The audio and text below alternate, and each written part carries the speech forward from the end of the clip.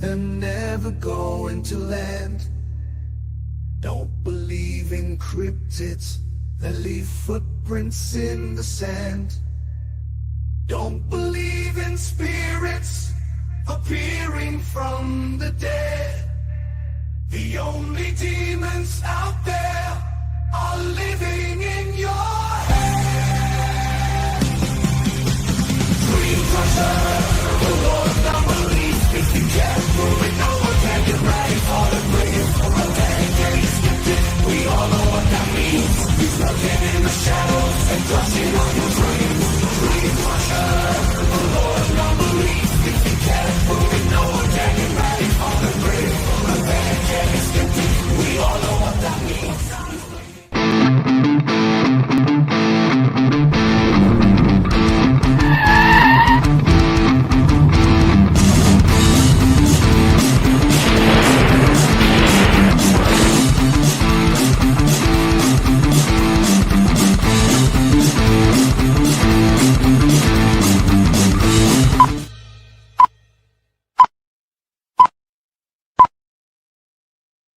Hello, everybody. It's Friday night.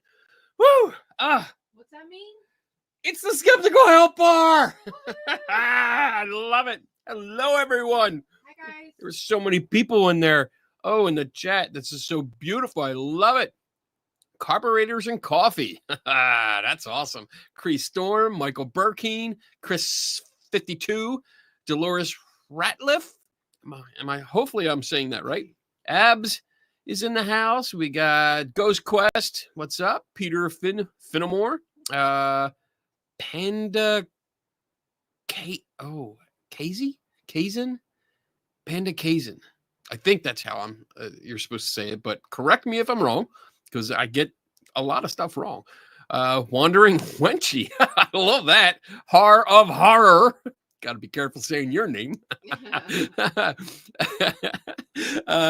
Elphaba was framed. Who else we got? We got Gemesis. Ooh, Lady Grey Eyes. Very nice. Dragon Ranger. I'm trying to make sure I get everyone in here. Ganja Mama. I love that. That's awesome. Caroline Saxby. Jillian Daniels. Awesome. Caroline. Okay. John Michael. John without an H. Good to see you. Then going down. Macy Rose. What's up?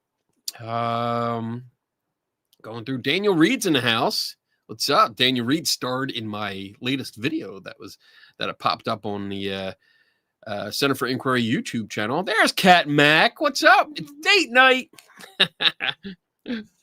Oh my God. Back. I missed you guys. It's a tiara. Cat got your own sign. Cat got a sign. That's it. Yeah, you're special. We're all special. I'm just making sure I don't. Oh, Wayne Dawson is here. Ian is in the house. Devon Zipper. That's a good name. Cat's Meow. What's up? William Runner. Getting ahead of me. Oh, I'm sorry. I thought you were already guessed it. Obscure Reference Man. I like that. That is a great name. That's awesome. All right. Well, welcome, everyone. Welcome. It is time. Before we move any further, we have to go over the rules. I did that. I was practicing before the show. Literally, I was practicing before the show. All right. Rule number 1 is that you are welcome to ask questions. That's what this show is about. It's a learning show that you guys can ask questions. We can discuss things. You can offer topics, and we jump right in there and we try to figure out what's going on and find you an answer. Rule number 2 is that I don't know everything. Please understand that. I mean, there you are. Tim Pinka. Nice. Yeah, I don't know everything. I try to learn as much as I can. That's my motto up there. Never stop learning. But, there's a lot that I don't know. There's tons that I don't know. So, wow. That was pretty cool. That's great. That's great. We were adjusting her microphone to make sure her sound was good, her voice was good. And I think she's abusing this power now. Rule number 3 is that we follow the Patrick Swayze rule here, and that's be nice. You can be in the chat room and you can have discussions. debates, you can disagree. That's cool. I mean, that's part of this. This is how we learn. This is how we progress. But don't devolve into name calling or being mean or just posting weird freaking links, because if you do, Donna will boot your ass. Yep. Like, I go know on. how to do it. Go on. Yeah. It's a one-way ticket. Yeah, you don't want to be vickered. You don't want to be vickered. Because if you get vickered, you get sent off with a little clip.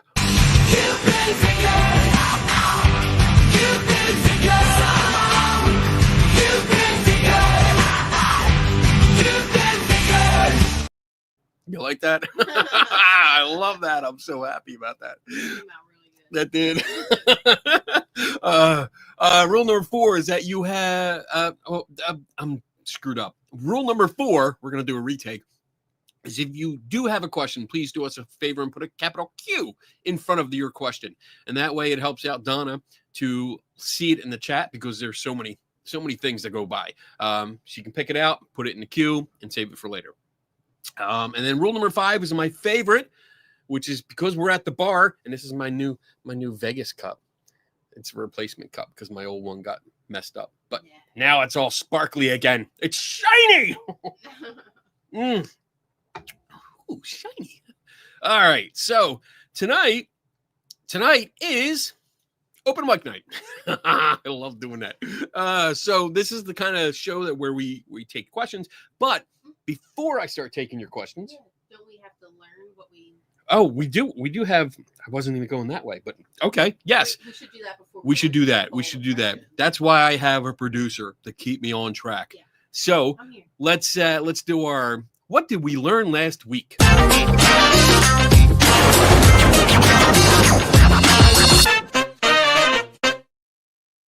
That's got such a nice groove. I like that. So the only real thing I had to do last week was watch a YouTube channel called The Scariest Places. Somebody I forget who, somebody asked if I had watched it and if I would review it or take a look at it and give me their opinion on it. So I watched it and I kind of regret it because it was a stereotypical ghost hunting show. It was very much a cookie cutter show. And I mean, in the one episode, I went through a few episodes, and the first one that I picked, the first few seconds, they were playing a ghost box, a spirit box. And I was like, next.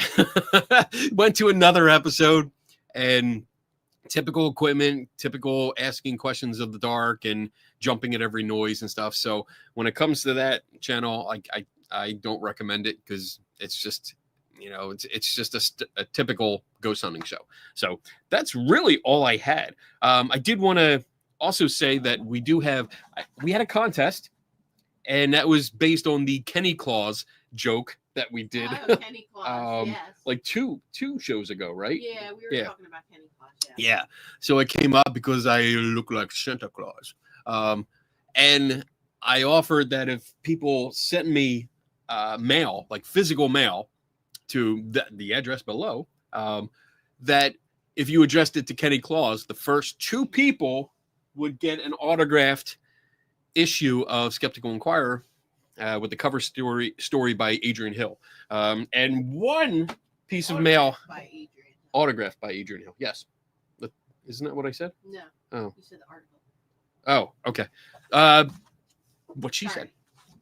So I got one piece of mail so far, and that is from her username is Dragonchild. I don't know if she wants her real name out there, but her username is Dragonchild, and she sent me a Christmas card. It was sent to Kenny Claus, which was awesome. And it says, I will read what she wrote. Dear Kenny Claus, for Christmas, I would like to meet Jason Hawes. I would also like a pony. So I already took care of that. The one copy, because I had 2 autographed copies of the magazine. So one is on the way to her. And I'm waiting to see what shows up, because I know a few people mentioned, yes, like Kat, damn Canada going on strike. What the hell is that about? I know, especially this time of year. I thought all you guys were like peaceful and loving and caring. Like, what's with that? On strike. I don't know. Well, hopefully it gets here on time. But you know, Adrian, you're probably closer to her than any of us. That really does stink for everybody. Oh I'm so yeah, sorry. that sucks. That Especially really this does time of suck. year. That's really bad. Yeah. So it's still here. Don't worry. It's still here. And that's not to say that if I get something Yeah, if you after someone that this, want a car or I mean, board, I'll maybe from now on we'll take them up to a certain point, and like the week before the show, we'll like pick out a name kind of. Oh, thing. we could do that. And like, We could do that, yeah. But I have other things here. yeah, we got goodies. Like I have goodies. I'm trying to figure out some trivia questions because I have like this is season 3 of Penn and Teller's Bullshit, the DVD that I can give away. I have one of these books to give away.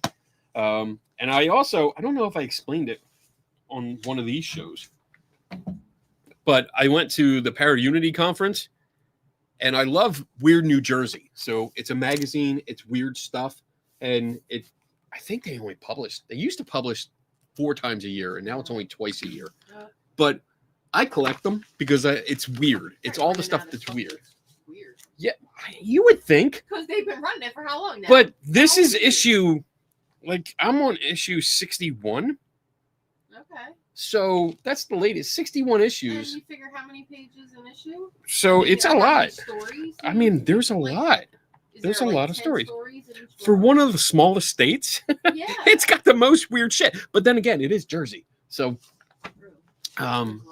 anyway, so I have 5 copies of Weird New Jersey that I bought because I didn't think I had them and realized I had them when I got home. So these will be up for grabs for some reason. I don't know yet. It's a really cool magazine. It is. It's really neat. It's really neat. I should go back on the comments. I'm still stuck in my my videos and overlays and stuff like that. All right. So with that said, okay. So I did the homework. I did the contest thing. I'm going to do something I haven't done before. I actually put out a video for my YouTube members earlier this week and asked them or said like, hey, you know what? Before the actual show airs, if you want to ask questions beforehand, put them in here, put them in the comments, and I'll get to the members' questions first. And that way, I know it's like, you know, A little perk. it's what is that, like a fast pass? Yeah, it's a YouTube fast pass. Fast pass to the top, baby. So with that said, I'm gonna hit some questions that are already ready for me. So let me make sure I get this right. There you go. Look, I even edited this so I could have me in the picture. Oh, nice. I love that. All right. So the first question is from Chris Slike, who has visited the Center for Inquiry. She was here, and her and her husband, I gave them a tour. It was so much fun. They were so excited.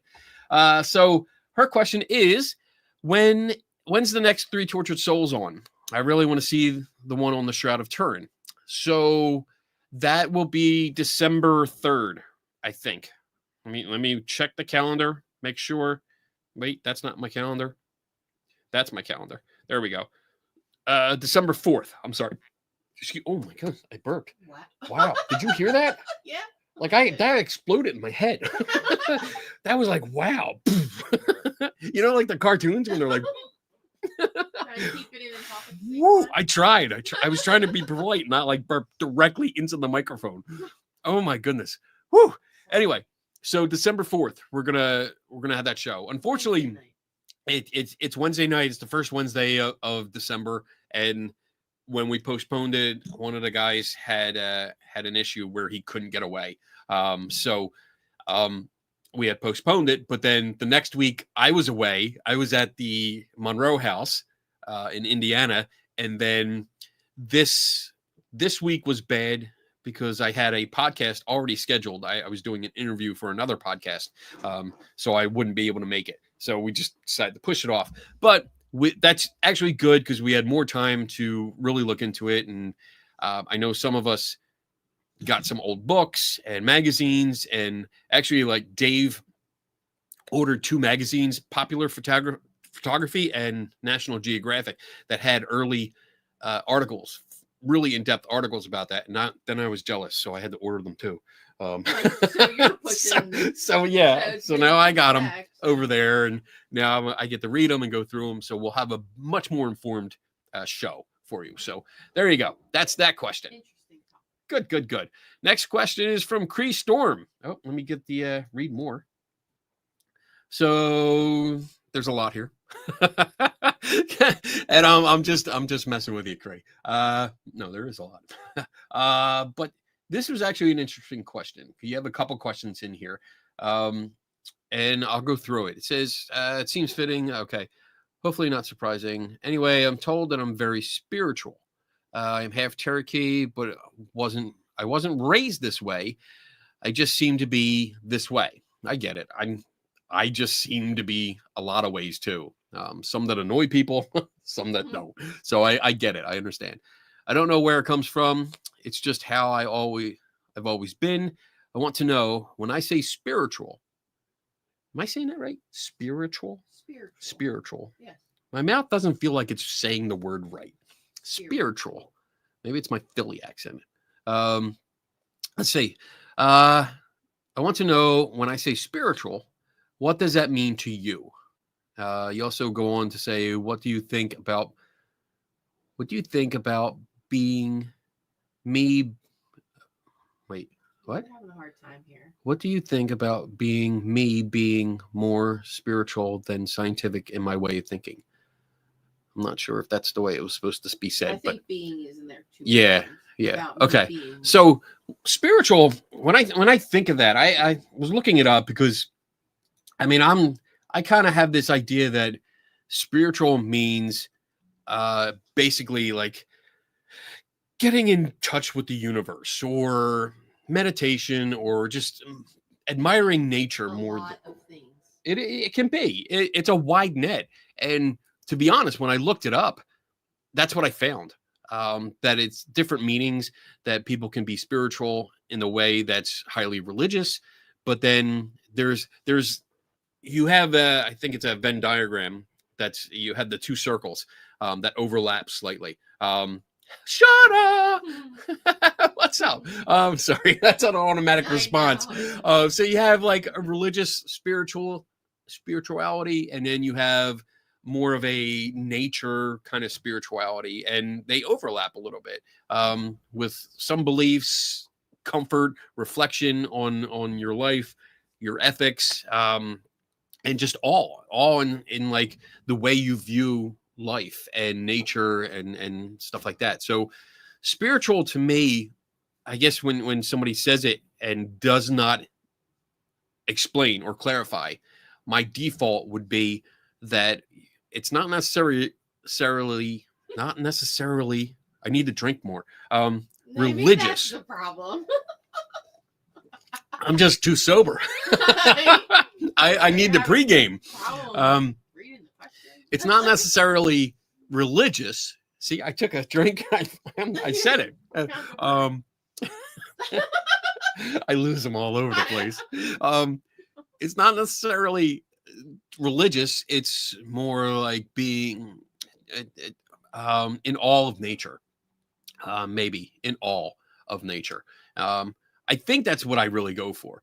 And that things have meaning. Like things that happen naturally have more meaning than maybe they really do.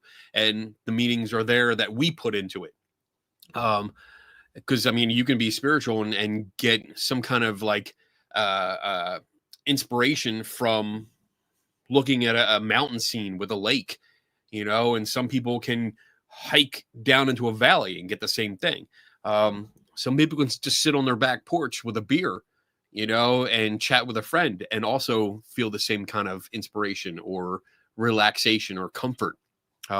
So that, I mean, I don't know if that's an answer or not, but it's kind of what I think about, unless they clarify a little bit more. So you go on here. What do you think about being more spiritual than scientific in my way of thinking? That's up to you. I mean, that's something that you choose to do, then so be it. Yeah, there ain't nothing wrong with that. Yeah, I mean, that's up to you. I for the most part, I say you do you. And that's in general, not just you specifically, Cree, but everyone. You do you, unless it affects other people in like financial or physical or some kind of way, then you do you. So for me, I like science. I want to trust science. I do like to look around and admire nature. I don't think I'm spiritual, but I need evidence for things. If something is going to inspire me to do something, or if I'm going to put meaning to it, there has to be a reason that I put meaning to it, not just because I want to put meaning to it. But again, I'm not trying to. I know that probably comes off weird, but I'm not trying to be weird. I'm not trying to downplay or talk down about what you feel or what you believe. I hope I'm coming across that way. Let me see what else is here. How can I possibly merge my beliefs with what science thinks? I mean, isn't it? It isn't as though science has never made mistakes before. Well, that's true. That's true. The difference, I think, when it comes from belief, either belief versus science. In belief, when mistakes are made, there's a lot of justification of it. Like, oh, well, it just wasn't meant to be. It wasn't, if it's more on the religious side, God has a plan or works in mysterious ways, or maybe the universe didn't want to give that to you or something like that. I find that to be more excuses than an actual reason. In science, when they make mistakes, it's self-correcting, because the people that figure out there was mistakes made are the people doing science, and they continue to do science, and they figure out the mistake, and they figure out how to overcome it and make it better. So I think that's the difference. Whether you can merge them or not, that is completely up to you. That's not something I can do for you or anyone else can do for you. That's something that you either have to figure out on your own, or just continue with your life the way you are, and just not merge them.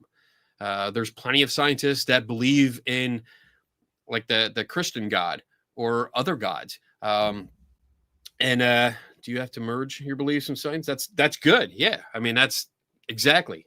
I mean, why do you have to? If you don't want to, you don't want to. That's it. What else is there? How is it possible to combine the two to prove spirits or ghosts exist? So you can.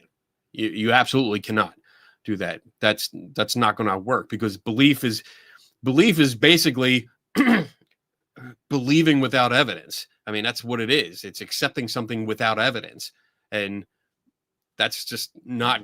You're not going to prove anything from that. Whereas science is a practice that demands evidence in order to support hypotheses and statements or people are making. So you're not going to merge it to prove spirits or ghosts exist. That's just not going to happen, because it's completely two different approaches that will not mesh for that. If I'm honest, I don't believe science has come up with any tools to actually prove the spirits exist yet. Well, there's an argument there, because I don't think spirits actually exist. So therefore, there's not going to be a tool to ever prove that it is, because it's trying to prove fairies exist or dragons exist. You don't mess with the fairies. I knew it. I knew as soon as I said that. I was like, you're going to get a comment.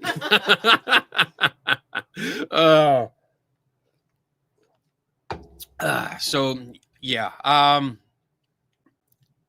don't... If you're going to base it purely on belief, you are not going to prove anything. Beliefs are personal, and they are our personal truths that we want to cling on to. And as long as you're not harming anyone or causing harm to anyone, either physically or financially or what have you, then so be it. Your beliefs are your own.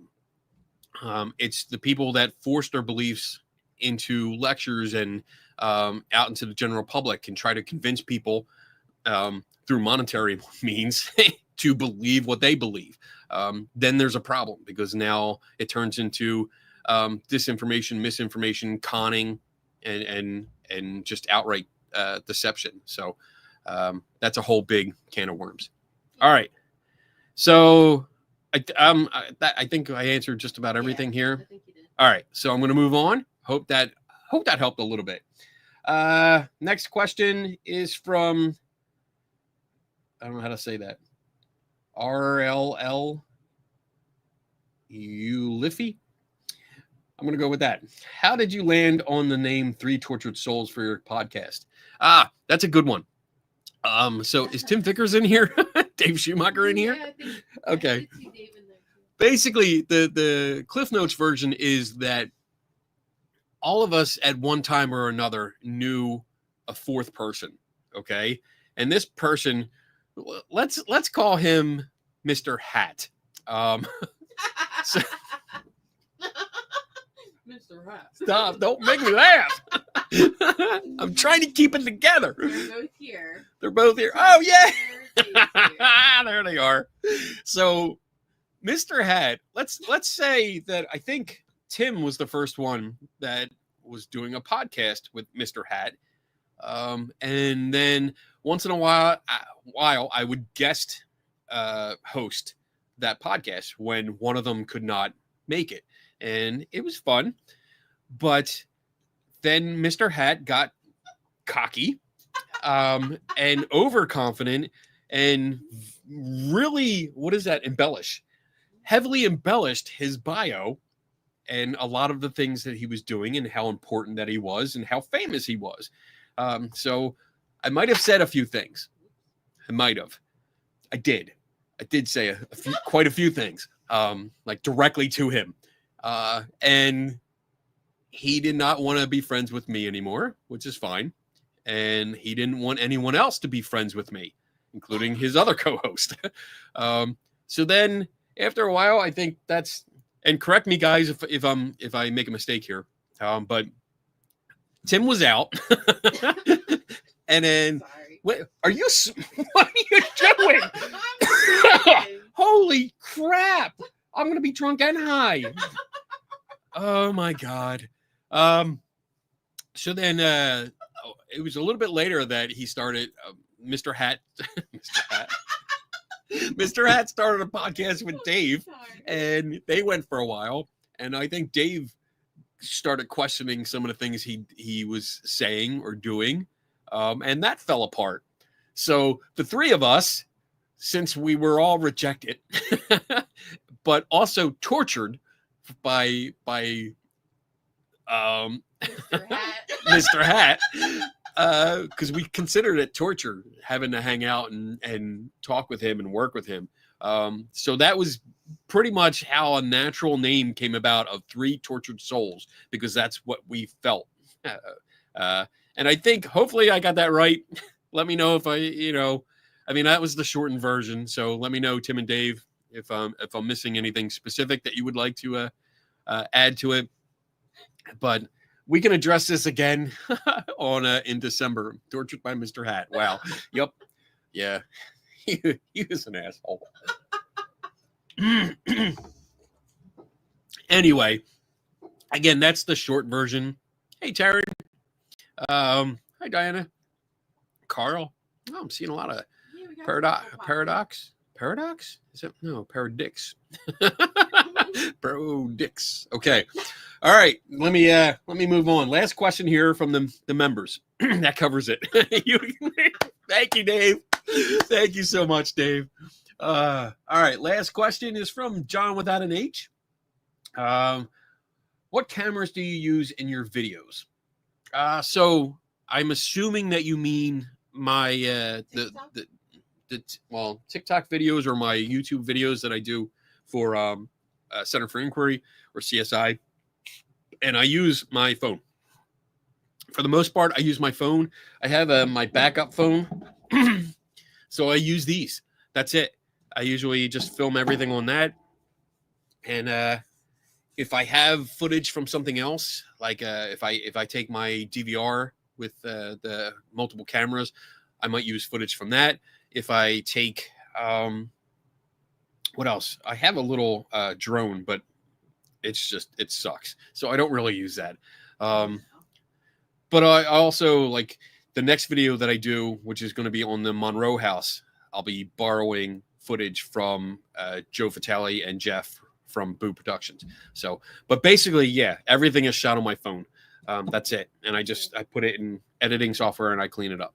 So there you go. All right. We are good to go. Quick one. Are you just using a webcam for your podcast? Yes. Yes, I am. I got the Logitech 940, I think. I think that's what it is. Let me look. Because it should show on my settings. Camera. Logitech C930E. That's what I'm using. And I've used it ever since. It's been like a while back with StreamYard. You could only do like 720. And then they secretly upgraded it to 1080. So hopefully it looks better. And if it doesn't, it's either my connection or yours. So it should look nice. Hopefully it looks I haven't nice. seen too many flickers tonight. We do have a storm blowing through us though, so Yeah. Blowing through us. Okay. yeah, luckily for us it's just rain.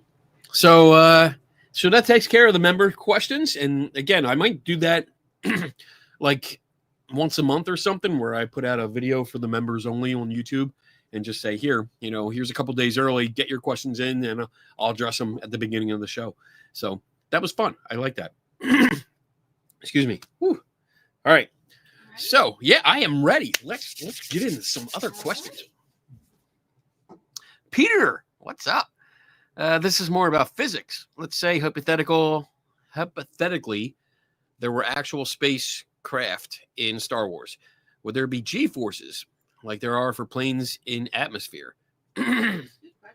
So this is not my area, but I would. Well, the first thing I can say, Jade Kitten's a new member. Geek is coming What's up? through. Yeah, I know. I'm going to geek out here. So you would not see any banking turns, or oh my God, pull up. Well, you might see a little bit about that. Let me go into that a little bit more. So thank you, Jade Kitten, for becoming a member. I appreciate that.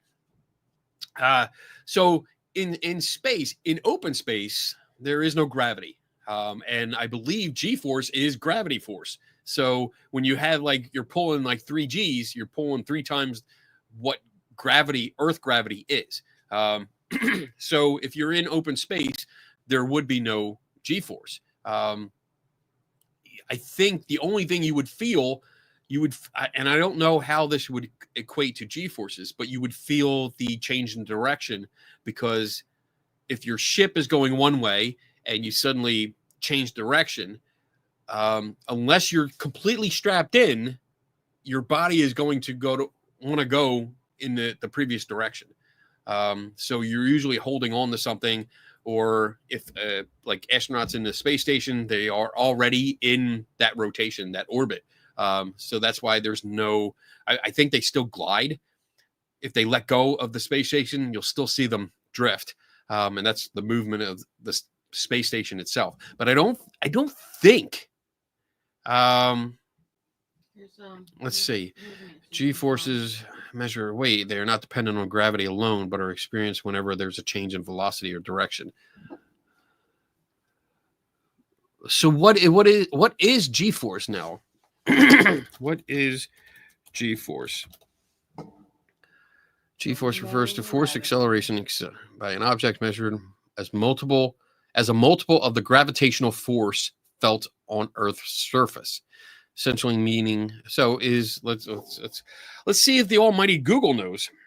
Is G-force felt in space? Because this is out of my wheelhouse. I don't know.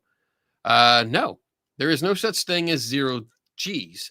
Even the 2 Pioneer spacecraft launched in 1970, blah, blah, blah. Astronauts in orbits are still subject to about 95% of the gravity we feel on Earth. Okay, so there's that. That's from PBS and Nova. So that's better than just Google. Even in space, gravity is from celestial bodies, G-force during launch and re-entry, weightlessness. In orbit, astronauts experience weightlessness because they are falling towards Earth at the same rate as their spacecraft, effectively canceling out the sensation of gravity. Oh, because they're orbiting and they're it's pretty much constantly falling.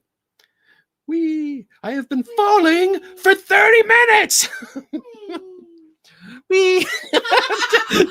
Don is falling in space.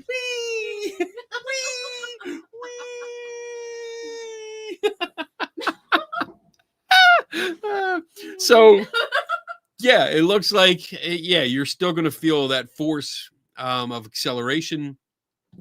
So yeah, it does look like you're going to feel G-force in even in space because the acceleration is going to move you.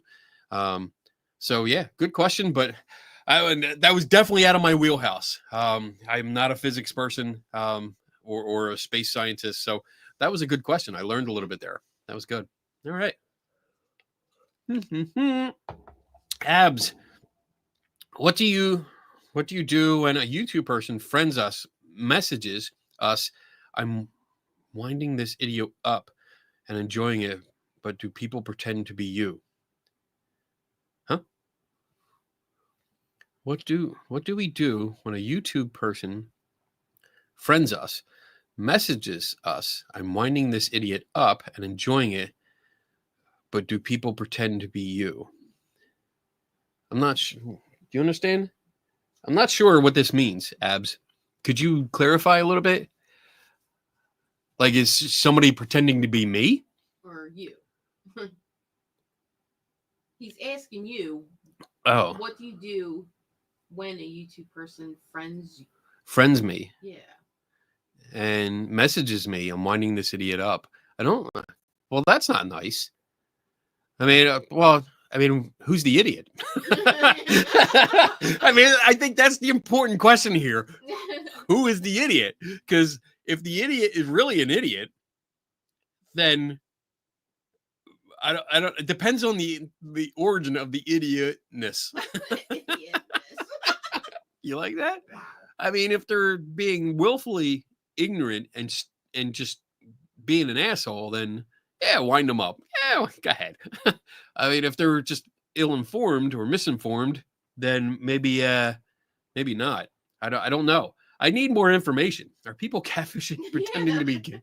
I mean, it's hard to pretend that you're me because mostly everything that I do, I'm on camera. So you know it's me. Unless there's an AI out there of me. Oh, that could be it. It could be. I'd like to meet them. Be cool. Talk to yourself. Don't spit out water on my laptop. Nope. That was close though. All right. Not on your computer. Yeah, don't do that. All right. Obscure reference man, are you going to fit in the Santa suit in time for Christmas? I don't know if I keep eating cheesesteaks. I might. Does he need to fill it out, or does he need to? Yeah, like what the hell? What are you trying to say, Tim? What Santa suit? What Santa suit? Oh, we do. I think there is a Santa suit somewhere. I knew they used it. Is it the Santa suit? Yeah, because we have a Santa suit because they did a video long time ago, and it was like Santa versus the Anti-Claus or something like that. I think. I don't know. I'd like to have like a black Santa suit. That'd be fun. I think that'd be cool. All right. I don't know if that's a fat joke or not. But he can get away with it. He gets me things. By the way, Tim, I got my I got the power supplies you ordered. Thank you so much. They look awesome. I got these because I had like a one of those power strips, like big bulky ones on the side of the desk with all the wires going to it, and it really looked like shit. But Tim ordered me these ones that they're kind of like a triangle shape, and they mount onto the edge of the desk, and it looks great. It looks so much cleaner now. I love it. It's great. All right, moving on. Let's see. You should do a Krampus suit. That'd be cool. That would be something. I don't know. If I started a project like that, that's really involved. That's something that would take up a lot of time. Yeah. But it would be cool. I've seen some. They're really good. Black Santa suit, bah humbug Santa. Yeah. Well, yeah. I am not. Brought it up. I'm not. I don't. I used when I was a kid. I loved Christmas. There was the magic about it. And thank you, Wayne Dawson. Thank you, appreciate it. The 2 pounds, 2 pounds, right? Pounds. I think that's what that symbol is. Thank you, I appreciate it. Do you like my profile pic? Oh wait, it says my name. Does it? I can't it does. see it. It's too little for me. It says I just see. It's tiny. It's tiny, but I see Kenny Biddle at the bottom. Now I got to look him up. We're going to look your name up. Let's see. And see if I can look at a bigger picture. Wayne Dawson. Let's see if you came up. Oh, wait. That's not it. I really should. Oh, it's not coming up. I know. I know, like dead air. That's why I'm talking while I'm doing it. Oh, it's not coming up as like, oh, wait. No, that's not it. That's not you. Can't find you. That's not you. Does it let me? It doesn't let me just look at her people. Wait, what are you holding up? We can ask you. Yeah, because it doesn't come up big enough that I can see. I see like it looks like there's 2 words and then 1 word in the middle, and then I see Kenny Biddle. So yeah, let me know what it says, please. But it doesn't matter. It says Kenny Biddle. I like it. Or it says F that guy, Kenny Biddle. Yeah, right. You don't know what all right. That was fun. All right. What else? What else do I got? Did you finish answering Did the I? question? What was I? What was the question? Yeah, no, we were on the Santa suit. We finished. Oh, the Santa suit. So yeah, I don't. I'm not going to make a Krampus suit because that'll be too involved. I think there was something else. Has anyone tried to fool you with human superpowers yet? Yes. Actually, I had a guy just call me this week claiming that he has telekinesis, that he can move things with his mind, and he wants to prove it. So I'm waiting for a call back because I'm going to let him prove it.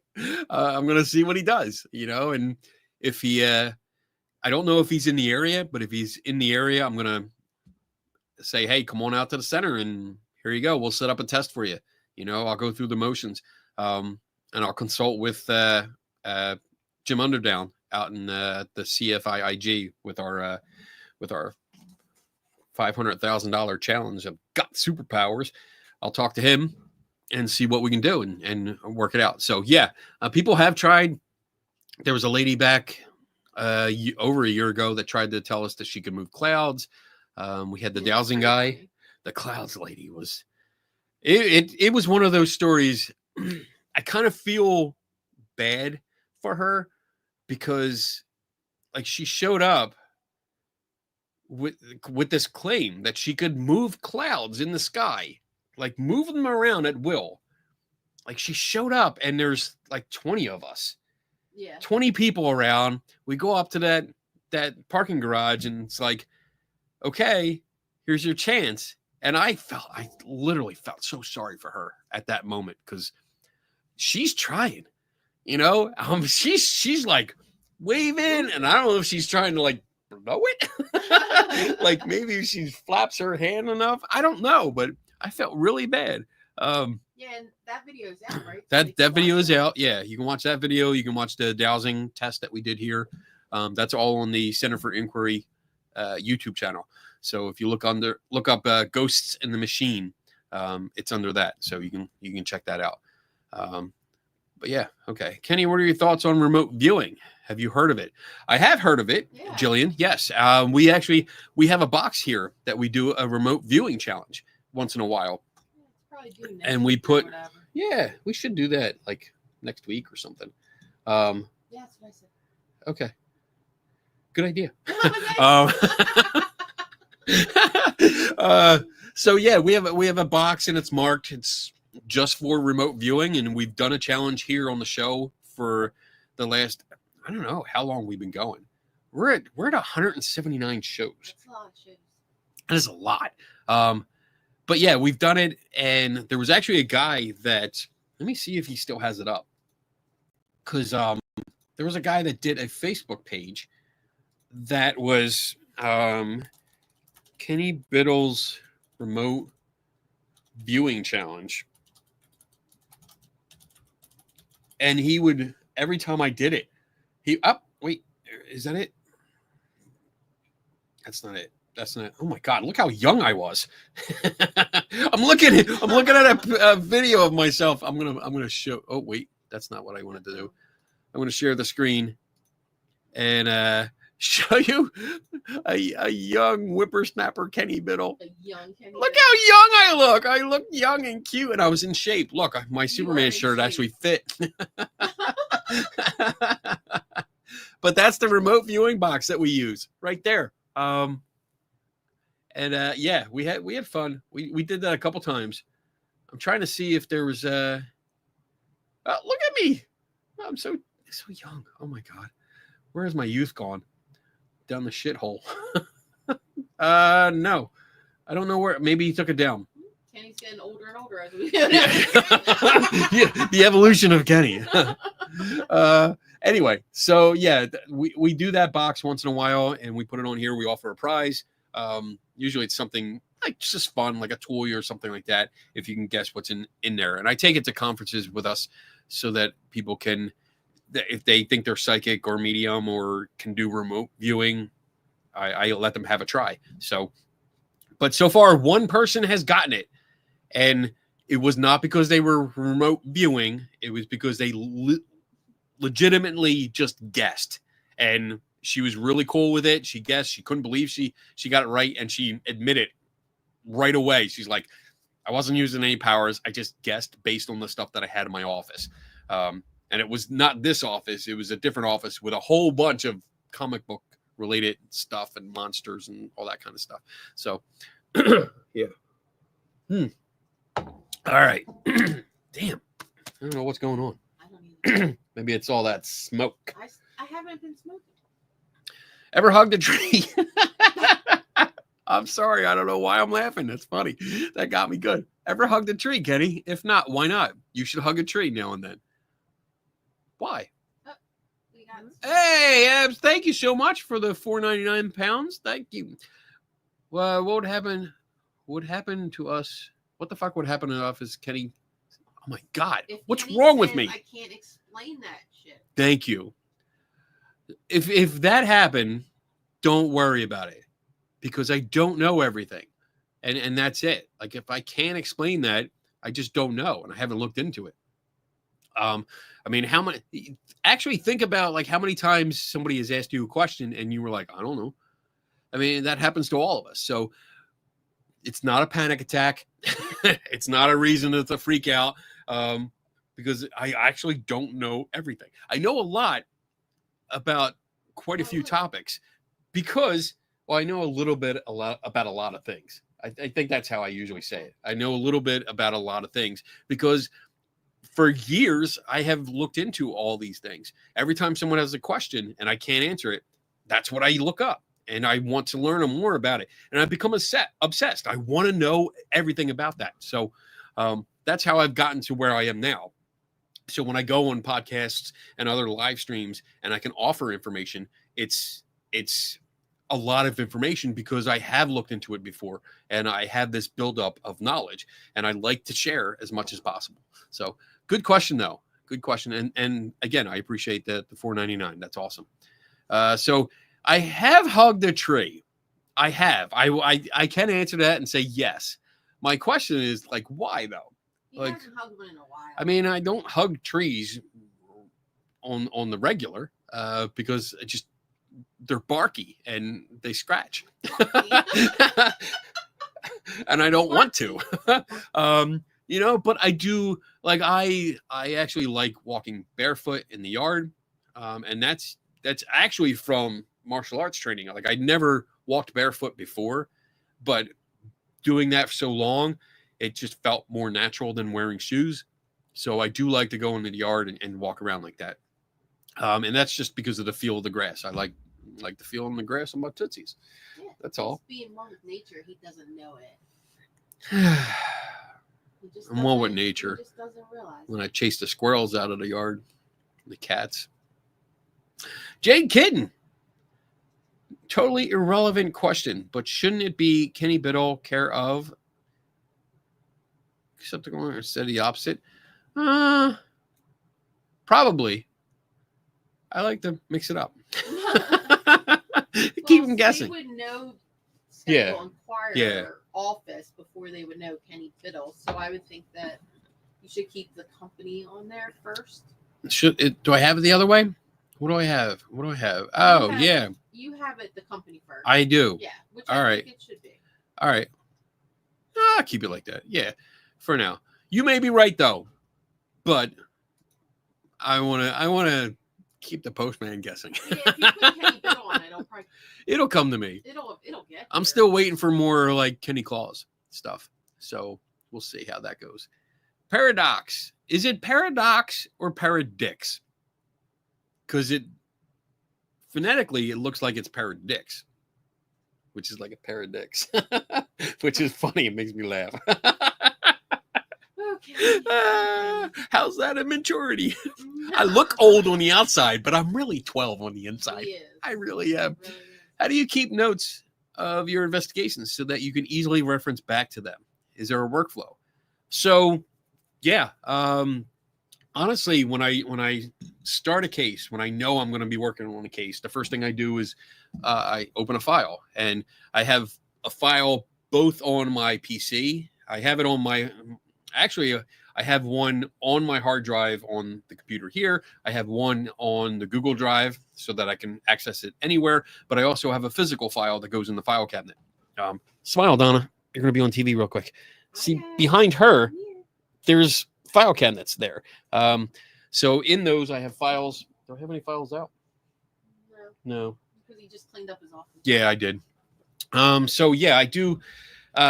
I have a notebook. I usually have one notebook that I have in my backpack all the time, and that's where I start my notes for the investigation. And I usually have. Where is it? Oh, here it is. I can show you. Because this is the kind of stuff that I love sharing. Because I'm always interested in how people do their thing, like how they investigate. So, like, this is how I start my Monroe house investigation. So I usually put a picture of the Monroe house in there. I have a picture of the house that way. Yeah. There you go. That looks better.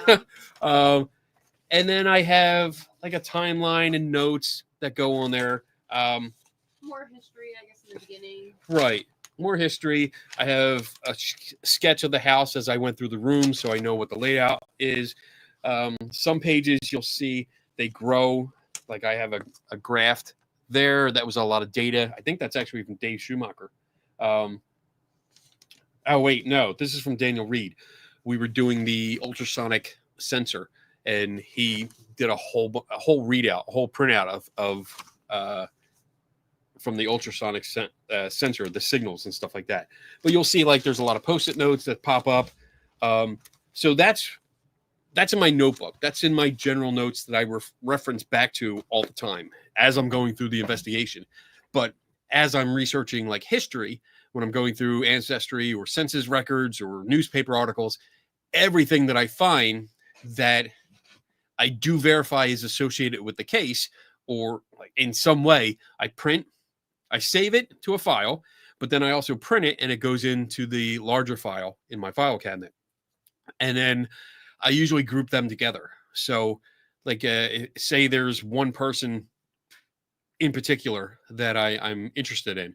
I will have like birth certificate, death certificate, census records, everything. And that gets stapled together because it's one pack. You know, like that's one person. So I can pull it out of the folder and say, all right, this is everything that has to do with, say, like Mary something, you know, like this is Mary's pack. So I know everything about her in that one place. So that's basically how it goes. And as I go through like the article or the video that I'm making about it, I will continually reference those pages and go through. And then when I talk to other people, try to figure out a little bit more information. Usually it's handwritten notes. And then once the handwritten notes are done, well, let me say it this way. Once the case, for me, my investigation is done, I've published the article, I've put out the video, and I'm moving on to the next one. I'll take out the notes from here. I'll take them out of the book and put them in the file so that everything's together in one place and I know where it is. So if somebody wants to do a podcast or talk about it, or if somebody has a question, like a year or two from now and says, well, like I looked this up and I don't think it's true. Do you have a source? Boom. I can go into the file and find the source, and it's all there. And that's an important tip. If you're going to do something like this and you make any kind of statement or claim or reference to something else, like a newspaper article, a census records, or whatever, make sure you have it. Don't reference something and not have copies of it. It's like if you just see it online and you're like, oh yeah, I see it there. That's great. I'm going to put that in my report. But you don't make a copy of it. It could go away. It could get lost. It could change. I don't know what, or especially with newspaper articles, like especially current ones, that might just go away. And because online news articles aren't archived like newspaper articles are, unless you actually go to the Wayback Machine and archive it specifically, it could go away and you'll never get it again. So, because that happened with me, actually with me and Joe Nickel, because he wrote about a case and I was following up on it, doing a different kind of investigate or like a add-on investigation to it. And there was an issue with one of his references, and I asked him about it, and he didn't have it.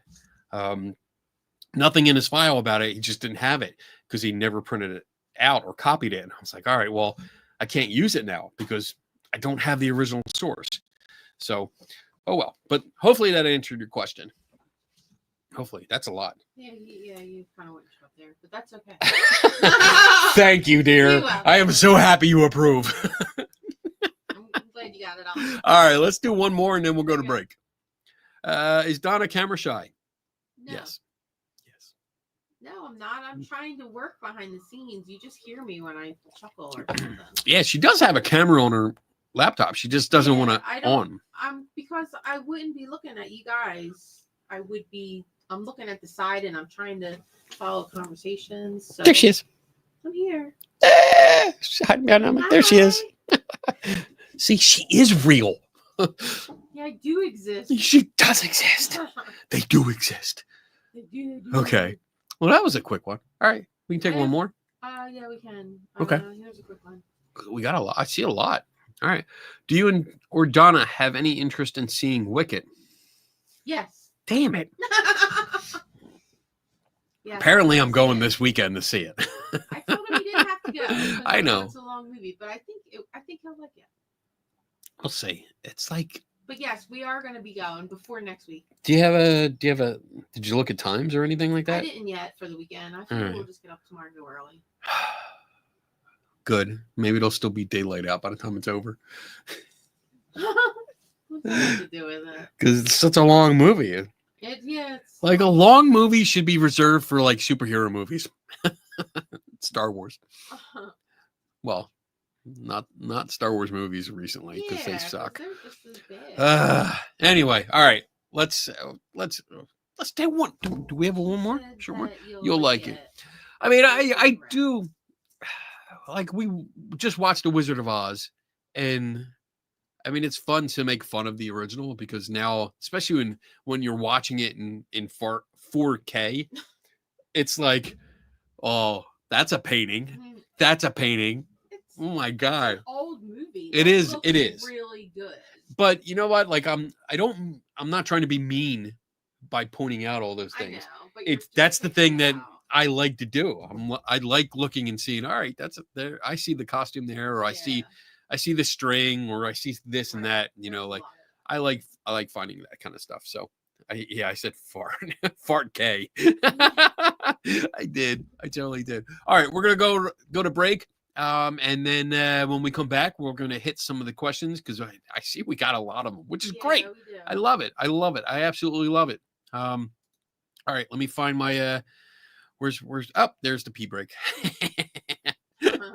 I love that it actually says pee break. 2024 pee break #1. Make sure you play this one. Okay. All right. So we'll see you guys back here in 4 minutes and 9 seconds from now.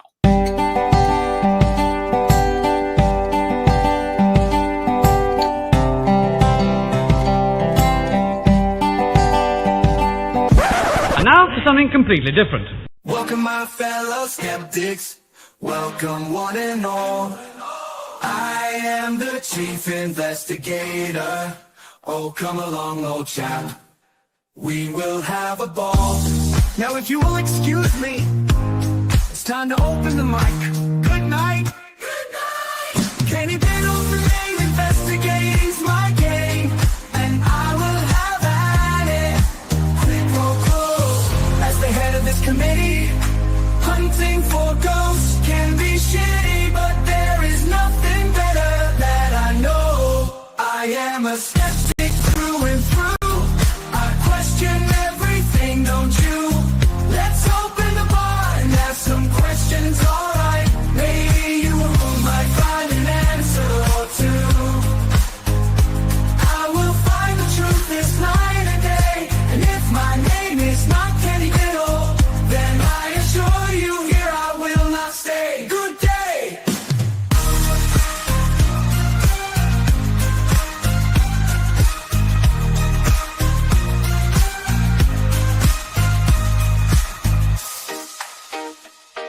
Kenny Biddle's the name, ghost hunting's the game. I won't let anything get in my way. Too many fakers out there, too many chefs, too many toe tappers, none of it makes any sense.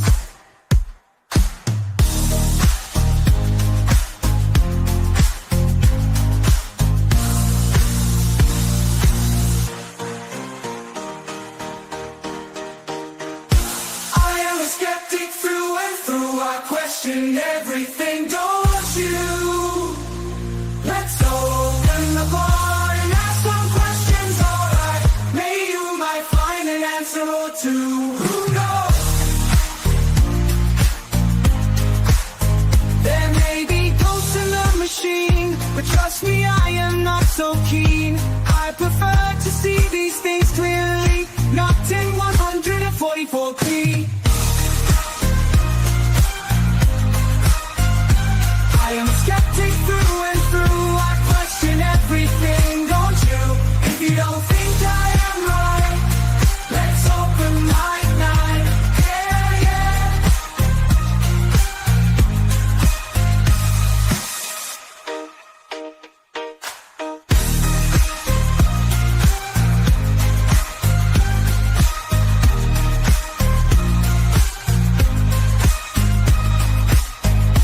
I am a skeptic through and through. I question everything, don't you? If you don't think I am right, let's open my night. Yeah.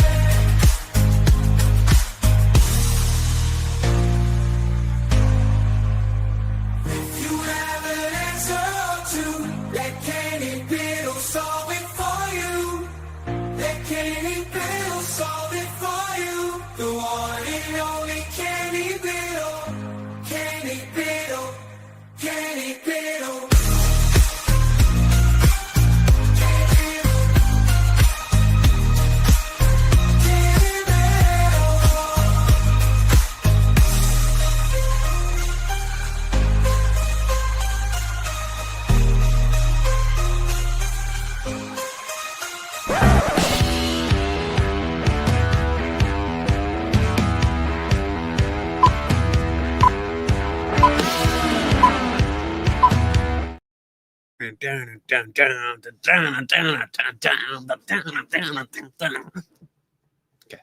He's back. I'm back.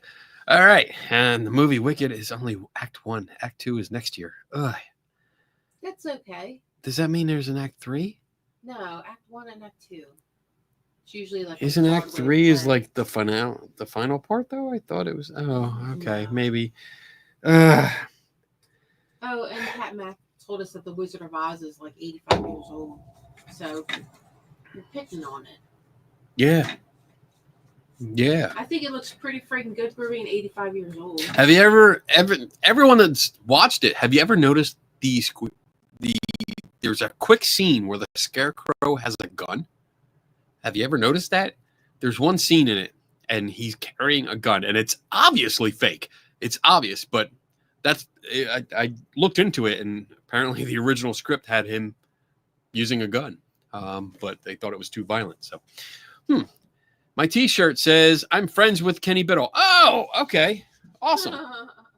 That's awesome. We are friends. We're friends. Peace. No gang symbols. All right. What's your favorite topic to discuss other than paranormal debunking and skepticism? Michael Burkeen. What is my favorite? I would say geeky stuff. Geeky stuff, yeah. Yeah, like Star Wars, Star Trek, Yeah. the Avengers, all the spin-offs of Star Wars on all the new shows and all that crap. Why do you have to end it like that? So saying, yeah, there's a lot of spin-offs for they keep spinning off, and because Star Wars is such a vast universe, they It just is. have all these. I mean, it's going to go on forever now. That's right. Totally gonna. But yeah, like that kind of stuff. That's I like talking about that.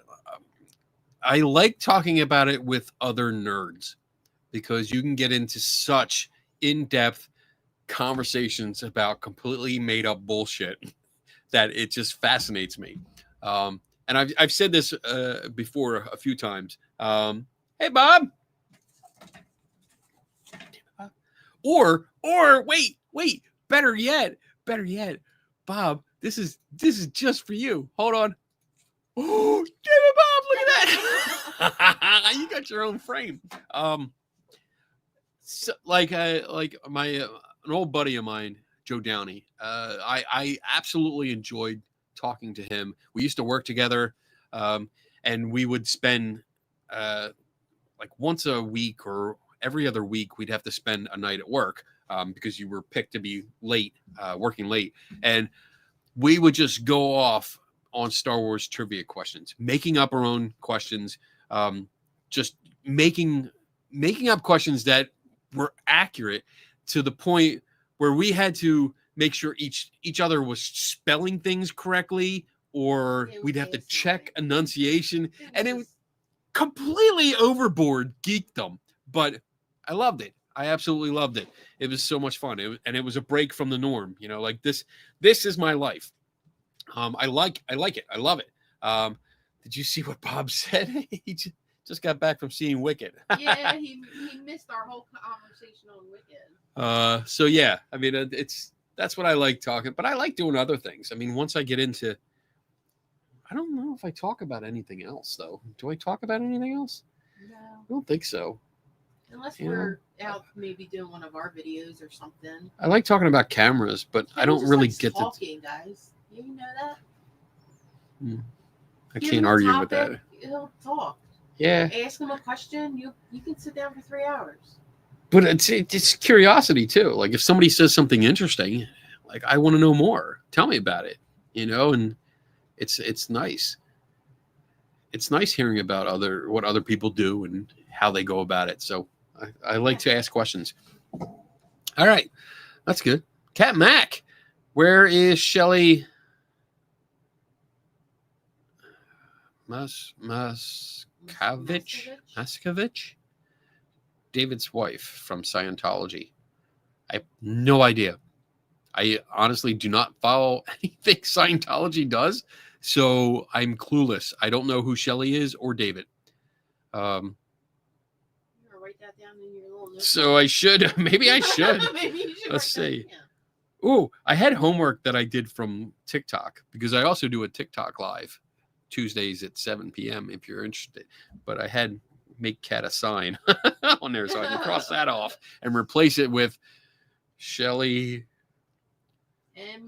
Muscovich. Look her up. See who that is. I'm supposed to look up Blind Frog Ranch. I can't even see what that says. What is that? I can't even read my own writing. Documentary on the skull experiment. That's it. There's supposed to be a documentary on the skull experiment that I have to read or watch. So, all right, moving on.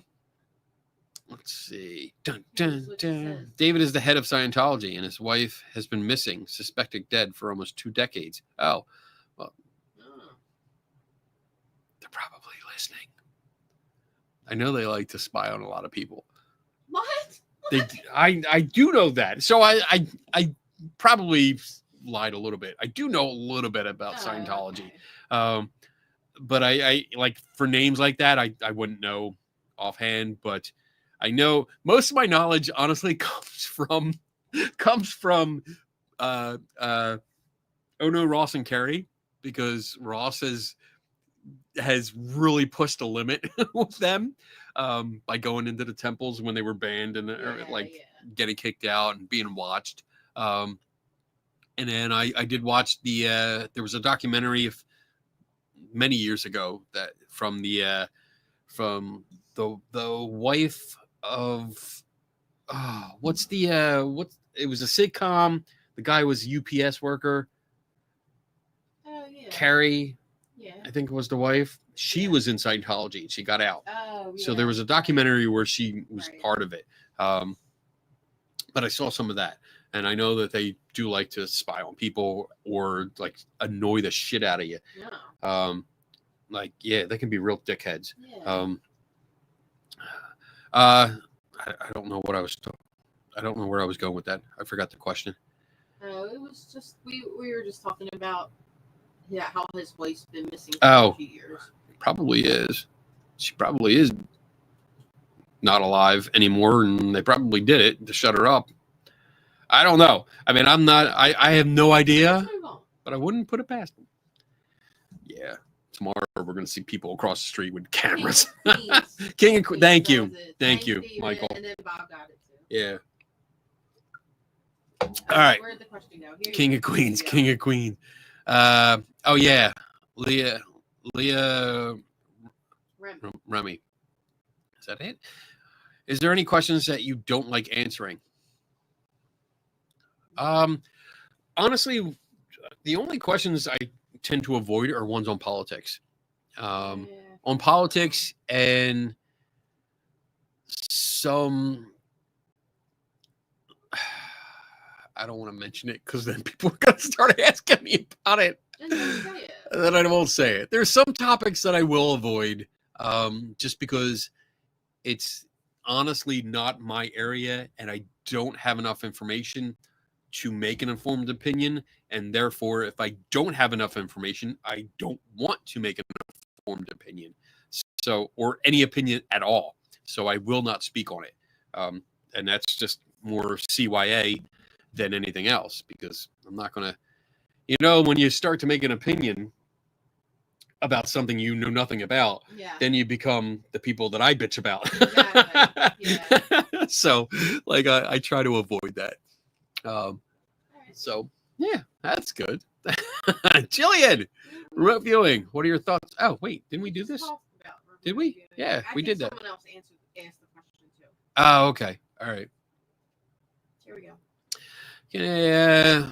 Do you think the Bermuda Triangle is just down to natural forces? Yes. That's something. I mean, when you take, let's look this up. Let's look this up to put this in perspective. How large? Let me do it this way too, because let's learn together. All right. So how large is the? Come on, Bermuda Triangle. Let's look. Between 500,000 and 1.5 million square miles. That's fucking big.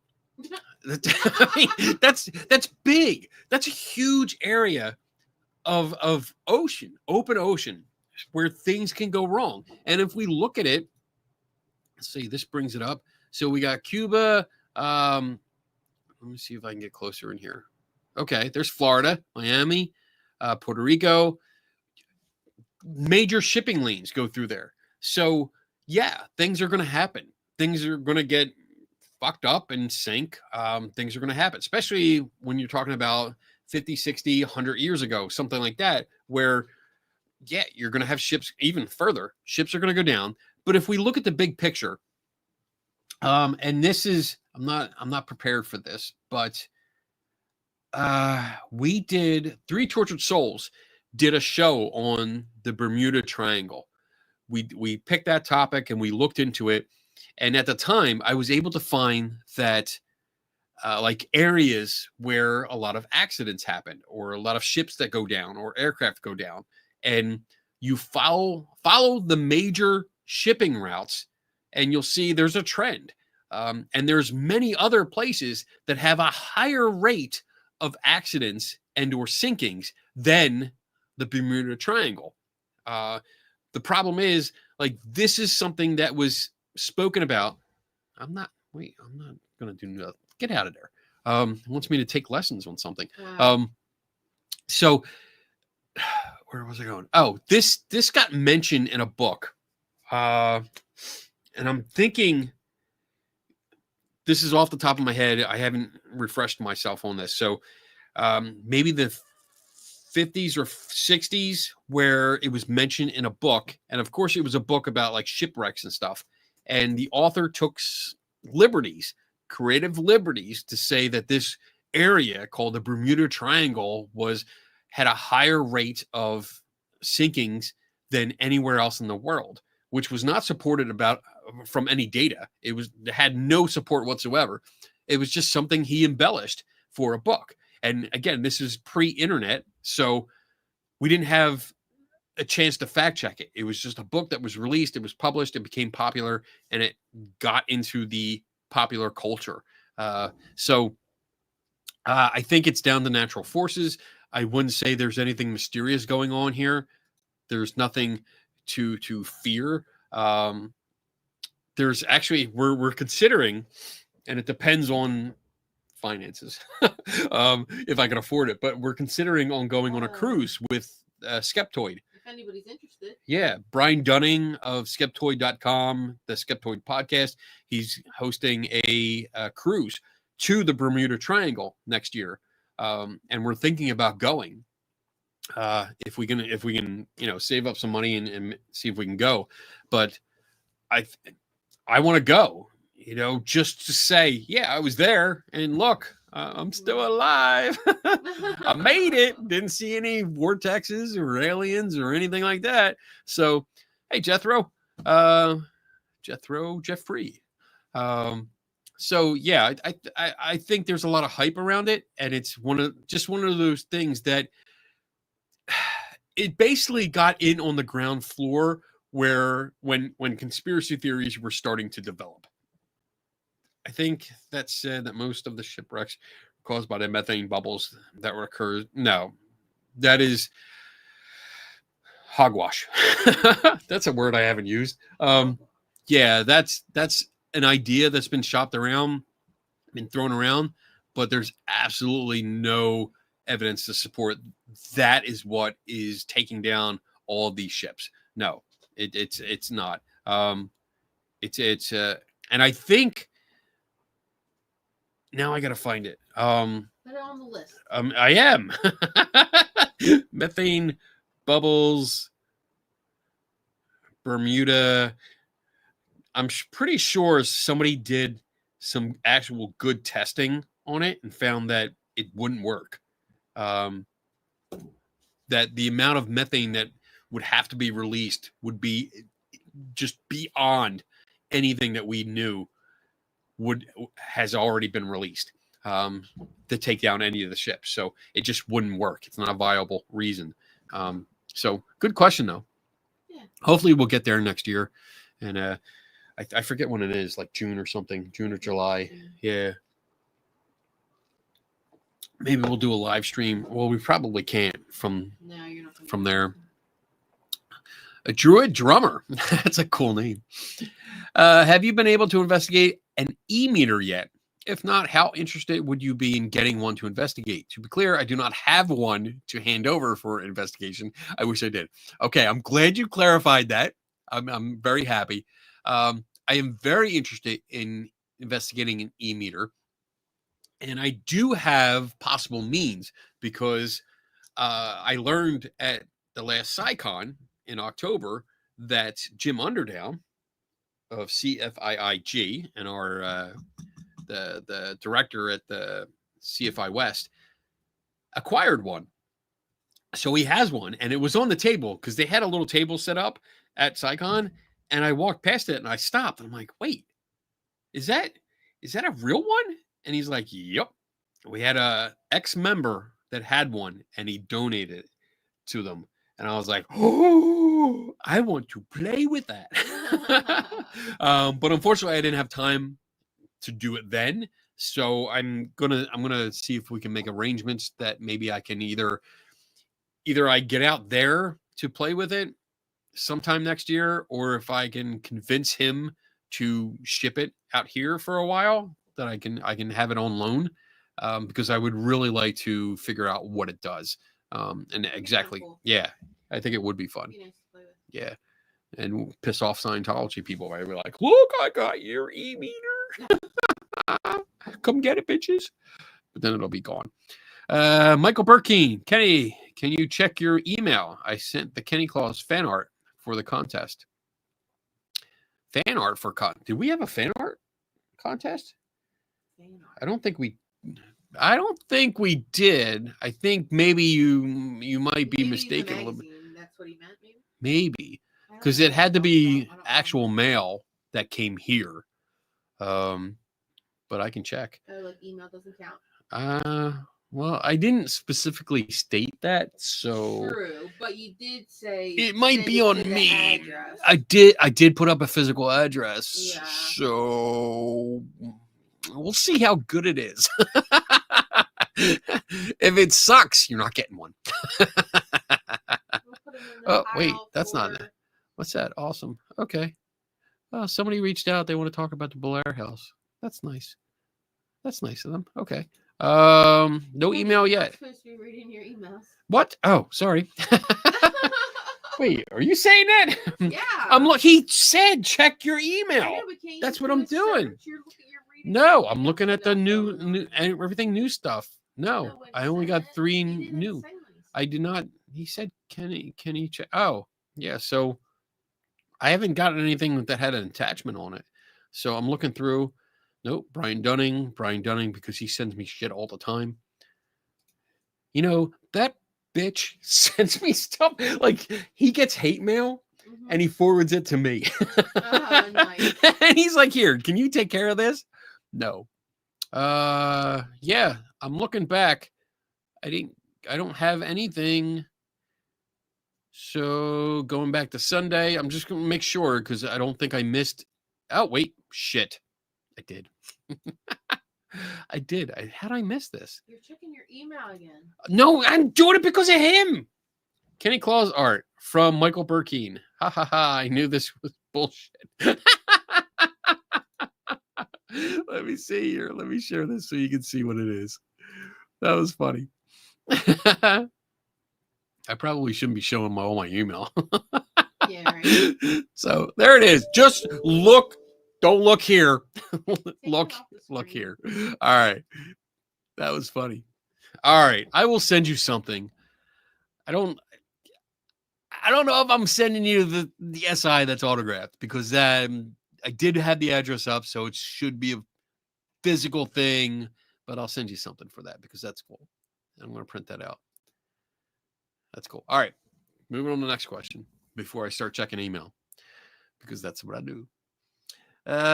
Cree, Storm. How'd you get the symbol up there? It's because they're a member. Oh, really? That's what Yeah. happens. Oh, that's cool. So I like that. Out, so they their questions get answered. Oh, see what happens? Sooner. You remember. Special. I've heard about these memory locations where bad things happened, and that's why it's haunted. If that's the case, why would the people have to be dead to have that memory there? It's a good question. And I would say probably because this is a man-made theory, man-made idea. It's not a theory. So let me explain real quick. Theory, when I use theory, I try to use it in a scientific sense, which means that you start with a hypothesis, you do your research, you do experimentation. There's people that try to replicate it, and if they confirm it, it moves on. There's a lot of research involved, and then it becomes a theory. There's a lot of steps there. That's a Cliff Notes version of the process. So when you get to theory, it's got a lot of backing. Whereas most paranormal enthusiasts use theory as a slang term, and it doesn't have the weight that it has in the scientific community. So when we're talking about this idea, that memory, and I'm assuming you're talking about something like a residual haunting, which is a memory, or the stone tape theory, which is, again, a good movie. I suggest you watch it, because it's really good. If it's haunted, so yeah, if a traumatic event, so as I understand it, it's usually the traumatic event leads to a death. That's why it's imprinted on the area. That's the running idea. That's what I get out of it. Haunted, that is the case. Why would I think it is that that the person has to die in order for it to be imprinted on the area. The problem, there's a lot of problems with it. Like, first, as you mentioned here, in many of the cases, the person that is blamed for the haunting actually didn't die during that experience. They went on to live for several years. But also, there is no mechanism in which to imprint the area. On the third problem, which is no media that is recordable. So you can't record on stone unless you chisel it. It's not like magnetic tape. It is not like a digital sensor. There is no media and no mechanism in order to record an event. And another problem with that is that, like, the whole process by which a memory would imprint anyway, where does that come from? I know some people hypothesize that it's the brain waves, the electrical impulses in your brain upon death escape, and they imprint on the area. But there has been no evidence whatsoever to back that up. So I agree with you on that. Like, that's a good flaw to bring up. Like, why do you have to die? Or what about the people that didn't die, but you're still saying that they imprinted on the area? Like, what's the deal there? And again, if it's imprinted on the area, then it should be measurable. There should be something that's measurable. And that causes a problem because there isn't. So good question, though. I like that. I'm starting to feel the tea. Yeah. Yeah, feels good. Air Force One. What's up? Why is it called a Bermuda Triangle and not the Florida Triangle? I think because it's in Bermuda. Let me see. Isn't Bermuda like in the middle of it? I think so. I think it's one of the anchor. Oh my God, I cannot talk today. Anchor points. Yeah. Triangle. I can't spell either. You're probably right because it goes up and then down. So Bermuda's the one out in the middle of the ocean. Let's see. So define region between Florida, Bermuda, and Puerto Rico. So Florida Triangle, Bermuda Triangle, Puerto Rican Triangle. I'm wondering if it just sounded better. I guess, well, yeah, that's weird. Well, maybe because I'm looking at the map now, and I'm wondering if incoming ships, because they have to pass Bermuda, it was just assumed, or maybe over time it just became the routine to say, oh, we're entering the Bermuda Triangle because now we're coming in past Bermuda. I don't know. That Bermuda is more exotic than Florida. Let's go with that. I'll go with that. I mean, we're pretty much like doing a ghost hunting thing now. We're just making shit up. I don't know. Why Bermuda Triangle? Why is it called that? Because now I'm curious.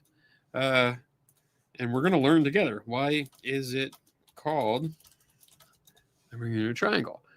Named after 1964. Hey, I was right. 60s. There you go. Argosy magazine article by Vincent Gaddis that described the triangular area in the Atlantic Ocean where ships and planes were disappearing. The term Bermuda Triangle was coined by American author Vincent Gaddis in a 1964 magazine that was titled The Deadly Bermuda Triangle. So, do they all not connect? Yeah, they do. Yeah. Well, this one does. This one, so this, let me see if I get this right. So, Bermuda is, let me share it so you guys can see it. Dun, dun, dun. Boom. I like that. It works like this. This is cool. So there you go. So Bermuda down to Puerto Rico, down to or over to Miami. So that's your points, your general points. So imagine, like, yeah, this is 500,000 to 1.5 million square miles. It's huge. That is huge. I can't comprehend that much ocean. That's a lot. That's a lot. I mean, look, it's like 2 squares diagonally. Mhm. That's got to be big. It took a while to get to Bermuda on the cruise ship. So yeah, I mean, I would. I'm just gonna say, yeah, it probably was because they, they sailed past Bermuda first. And I was like, oh, it's Bermuda Triangle, and it sounds All the better. boats went down. Yeah, maybe, I don't know. All right, All right. good. Let's Good. get to some That was good. What we got? 1:30. We're good. We got a half hour to go. We still have a lot to go. Mr. Biddles.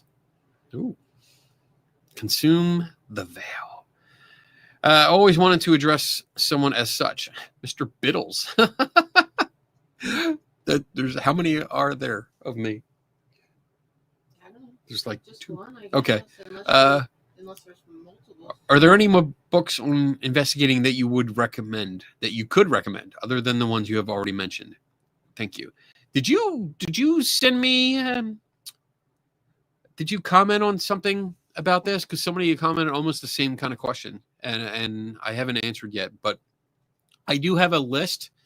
I do have a list of recommended books. It's like 21 or 22 books that I would recommend somebody reads. So if you send me an email, can you switch to my email banner when you get a second? If you send me an email and just ask for the list of books or the recommended books, I'll respond with that list. There you go. It's going right down there. There it goes. Hurry up before it goes away. Oh wait, another one. Oh my god! Come on, send that to me. Stop. Just stop. Yeah, send me an email and I'll get back to you. And these books are not like they're not your typical ghost hunting kind of books where it's like 100 pages or something. These are pretty in depth. So enjoy, and there's a lot to learn. So yeah, just shoot me an email and I'll get that to you. All right. Good. Awesome. What's your take on deja vu? Didn't he ask me that already? No. No. You got it. I got you to laugh. All right. That was just in the middle of all the questions, guys. I'm sorry. I just clicked them. So he's important tonight. Yeah. I don't buy into the idea. We do a lot of stuff every day, every week, every month. There's repetitive after years of doing things. Sometimes shit just seems like we've done it already. Or because we do so much, there's a lot of aspects of events and experiences that seem familiar. So it's not uncanny that or unnatural that we would be in a situation where we think we've done this before or we've been here before. For me, I look up a lot of stuff, whether it's houses or mansions or whatever locations. I look up a lot of locations. So I've seen not only pictures, but walkthrough videos of a lot of places over the years. And when I get there, I'm familiar with it. So I could conceivably just say like, oh, I feel like I've been here before because it's, I know where to go. I know where this room is or something like that. But in reality, I've already looked it up. And some people have done it without realizing it. when I went to the Belair house, it was fun because when it initially came up with Joe Fatale about going there, I looked it up and immediately said, "Oh, this looks familiar." And it was familiar because like 3 or 4 years earlier, I had looked it up and thought, like, because I was living in Philly at the time, I was like, that's too far. I'm never going to get there. But I did print out some information. So I had a file on it. I just kind of printed stuff out for later and I never really looked at it. So I had like a little bit of information in my head, like floating around there. And So you call that deja vu. so yeah, That's I would your call that deja vu. Like, yeah, like, oh, I think I know this place, or I think I've looked at this place before. So but no, actual deja vu, like repeating or glitch in the matrix. No, I don't. No, he I don't don't buy believe into in that. I No. do. but he don't. No. Moving on. What does that tell you? I know where you're. It's fun. Oh, there it is. I'm glad we have a couch here. Autumn Sword, what's up? Did you know Mormons apparently believe that Bigfoot is actually the biblical Cain of Cain and Abel? Because I only just recently learned or heard that. That's interesting.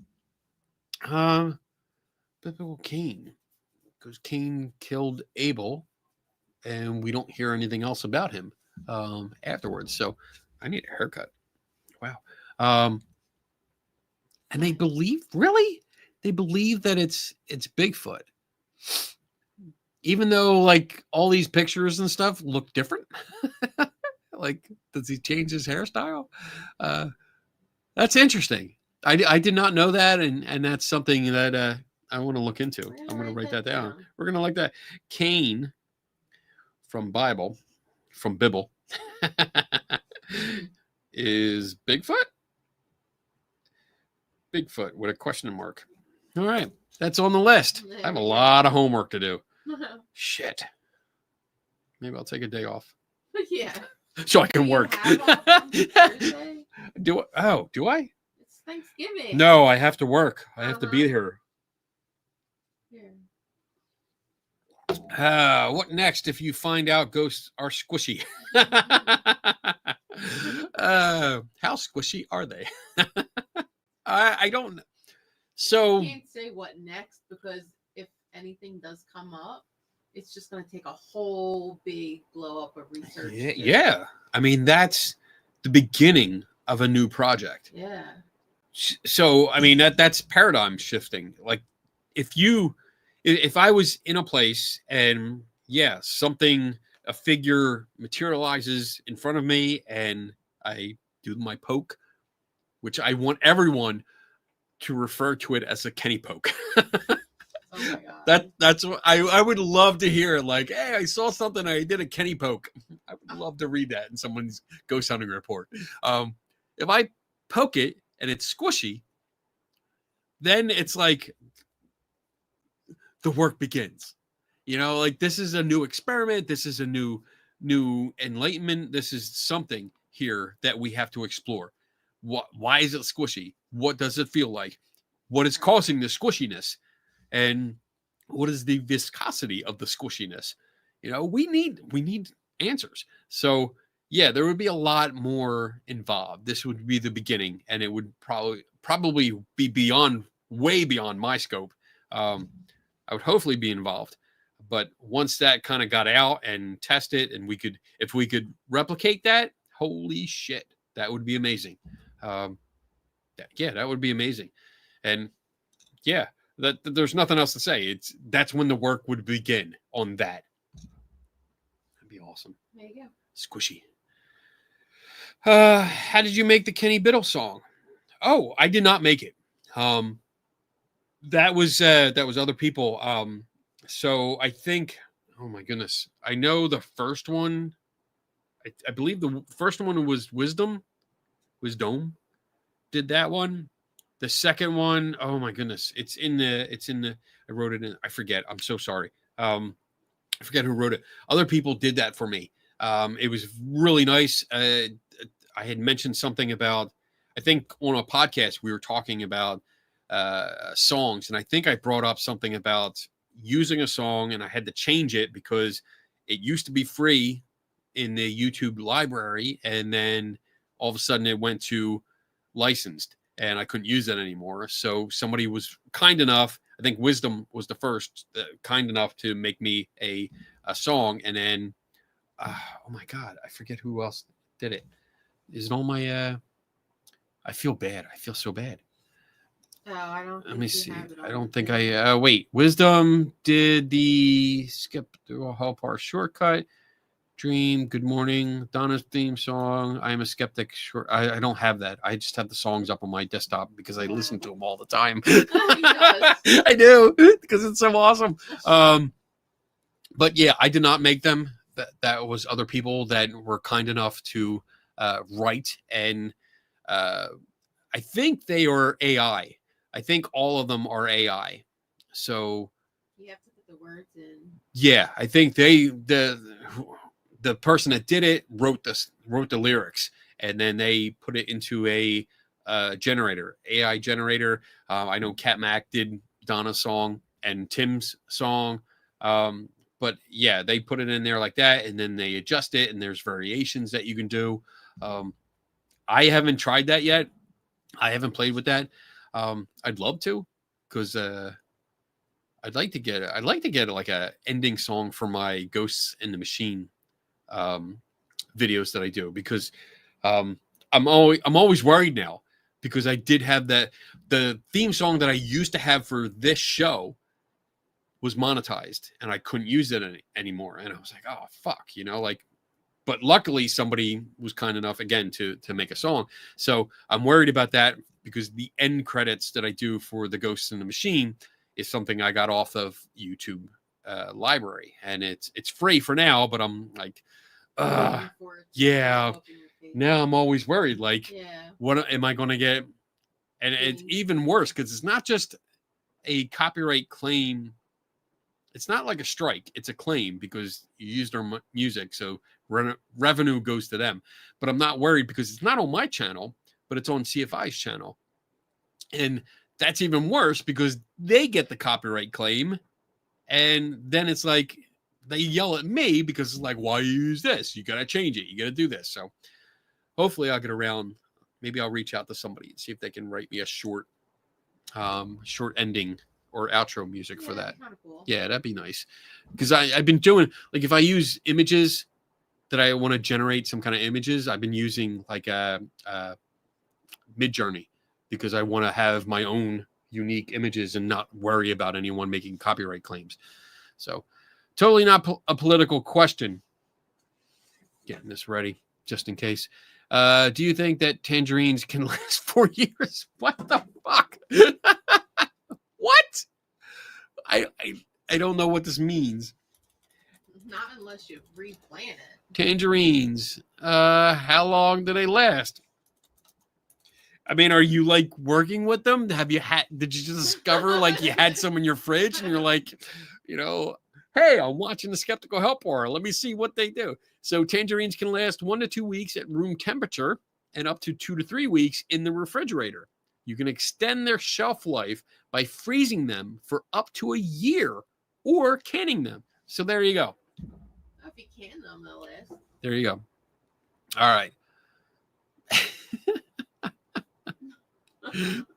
Fucking Bob. Macy Rose.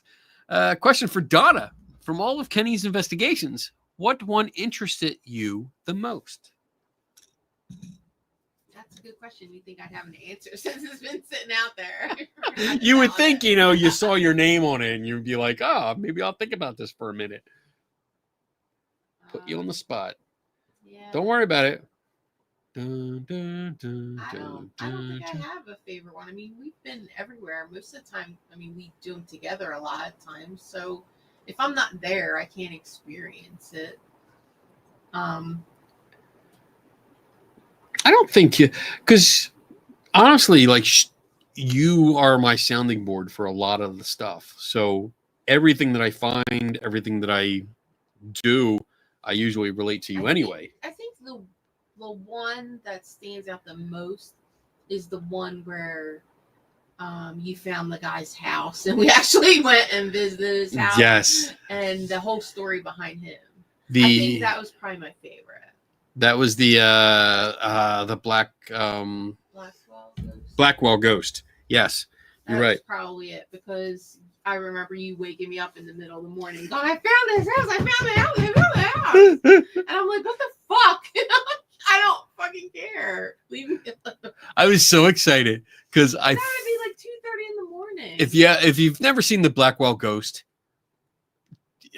watch the first one. Don't watch like the 5 others sequels that he has, because it's all the same shit. But the first one came out and so many people were asking, like, is this real? What's going on? Isn't this the guy from this other video? Yes, he was. And I looked into it, and one of the big things was that, like, the basic story is that he goes to a house that he claims is in Pennsylvania, and because the owner says it's haunted, and he visits, and weird shit happens, and then they go back a couple weeks later and they spend a couple nights there, and all kinds of shit happens, like horror movie kind of thing. And you don't have to tell him the whole story. no, I'm not. Relax. You calm down. Basically, now I lost my train of thought. Basically, I was trying to figure out if this was real. I knew it wasn't real, but I wanted to make sure I could find the house, because that would be the big giveaway. Like, if you can find the house and prove like who owns it, you could really break the story. And that's what I did. And I did it by searching satellite images on Google, matching up the sidewalk of the neighborhoods, so I could pinpoint where the house would be according to how much grass was between the sidewalk and the curb. And I found it that way, and it was amazing. I found the house. I was like, holy shit. And it was like 2 or 3 in the morning, and I did wake you up. I ran into the room. I found the house. I found it. And realized that the filmmaker was the one that owned the house. And it wasn't in Pennsylvania. So it was really, really cool. If you want to read about it, the article is on skepticalinquirer.org. There you go. It's on there, so you can read all the details. But it was really, really fun. And yeah, I'm glad that sticks out to you, because that was fun. And then a year later, I think it was a year later, we went through that town. Yeah. And we stopped at his house and we met him. We met him, and he knew me. He had read my article, so we got a tour of the house. Well, you did. I did, yeah, because I was like, "Can I see?" I'm like, I'm not going in the stranger's house. Yeah, I was all for it. I was like, "Sure, I'll go in with you, person that I don't know." Yeah. And then I called out. It was just creepy the way he was kind of peeking around the house when he first saw us. Oh, I think he was scared of us because we were just coming up to his house. He didn't know us. Yeah, until he came out the door and he looked at me, and then he recognized me, and I was like, oh shit. But it went well. Wandering Wenchy. Have you or the center been to the USS the Sullivans to try to take a picture of the 5 brothers? People claim one brother won't show. I think it's a lighting issue. I have not. I haven't been there. What time is it? Oh, it's getting to the end. Yeah. That's why Don is pushing. Okay. And we have a lot of questions. Oh shit. Okay. So I'm gonna shotgun some of these. So as far as I know, no, I have not been there, and I don't know if anyone from CFI or CSI has been there. So I will. Let me see. USS the Sullivan. I have so much homework. We're gonna do a show that's just homework. All right. So the answer right now is no, and I'll look into it. But good question. That gets me curious. All right. Dragon Ranger. What about the popular idea that crystals or limestones can hold energy? What are your thoughts, Kenny? Oh, so crystal. I mean, limestone. No. When you have like quartz has it's called piezoelectric. So under pressure, it produces a spark. It produces electricity, but it's got to be under pressure. You got to like put a hammer to it to get it to do something. This idea that crystals or limestone holds energy, is pure belief. It's not real. It doesn't have anything to support this idea. It's just a belief system. When it comes to energy, when it comes to this kind of claim, I always ask, what kind of energy are you talking about? And that usually stumps the conversation, because energy, again, is a placeholder in paranormal circles. People like to use it when they don't know what they're talking about. And it's just a placeholder.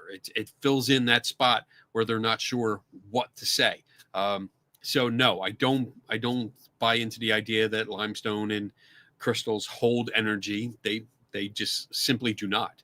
But you can use things like quartz in a quartz clock or a watch, but that's not because the quartz is powering the watch. It's because when you apply a charge to the crystal, it has a specific frequency, which is perfect for timing, at least for our standards. So, all right, I think I answered that. Yeah. I'm trying to get through them. I'm trying to get through them so she doesn't get mad. He said, yes, we have. I think that goes Oh. to the ship. Okay. All right. Awesome. So, then there should be follow up with that? yeah, I should be able to follow up with that with the article. Good. He's probably. I wonder if he has. I'm surprised Tim is still up. Ain't it past your bedtime? Come on, you said we had a lot of questions. Yeah, here we go. Do you think humans can significantly alter the weather? I think this is when we were talking about the cloud movement. Oh, okay. I don't. I know that there is a project where we seed the clouds to get them to drop rain. So I think we can do that. I'm not sure though. Don't quote me. I think we can, but significantly alter the weather. I think that would be an obvious no, because if we could, and I'm going with the significantly alter the weather. If we could, we wouldn't have so much damage and disaster when it comes to hurricanes and tornadoes, because we would stop them before they made landfall. So I don't think we can. Okay. And these are shorter answers because we're running out of time, and I know Donna wants to go home. We should put that up. Wait, your new banner. Wait. It is been. Oh, did you put it up? Yeah. Okay. Donna cut off the questions. All right. At about 9:30, guys. Okay. So if you ask the question before 9:30, we're gonna try to get through it, but that means we're gonna need another break. Yeah. You're not gonna get through them. How does Bob Dylan know there's a door in heaven? Isn't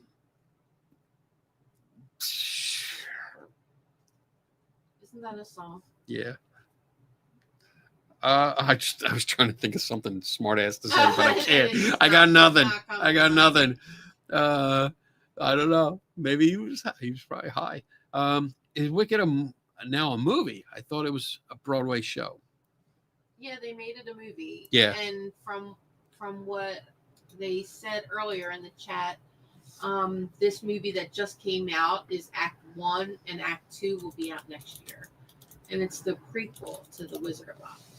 It is on Broadway. It was on Broadway. And what I was thinking, because I thought they had already done it. I've seen it on Broadway. The movie that I was talking about is Oz the Great and Powerful. So yeah. that was, as far as I'm concerned, well, that was a prequel too, but I don't know. So, all right, there we go. Moving on. Dun, dun, dun, dun, bum, bum, bum. Do you believe that LSD can put a person's mind into a different reality? Nope. Yes. I think it can put you into a different state of mind, but into a different reality? True. No. Yeah, reality, no. Yeah. Because if you were in a different reality, you would disappear from this one. And I haven't seen any reports of that, so no, I don't. I think it puts you in a different state of mind. Alters your brain chemistry and locks you out. I haven't tried it. I haven't tried that. I don't want to. I don't have a good history with drugs like that. Michael Burkeen, Kenny, if you or Mrs. Donna are ever in the market for a hand-carved hiking stick, let me know. My business. You trying to get a free plug? I think he snuck in a commercial. He did.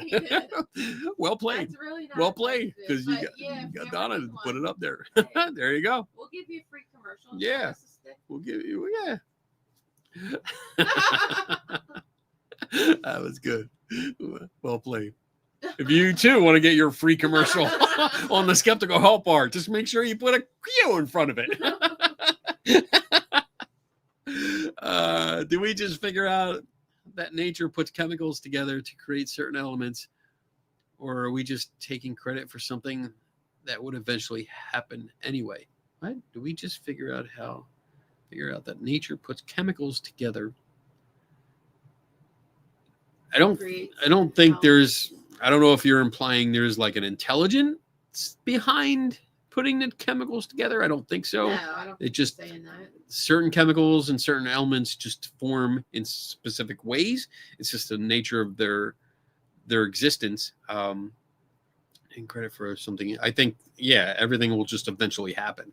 Or what has happened is the product of, or the result of what has eventually happened, and we have caught up to that.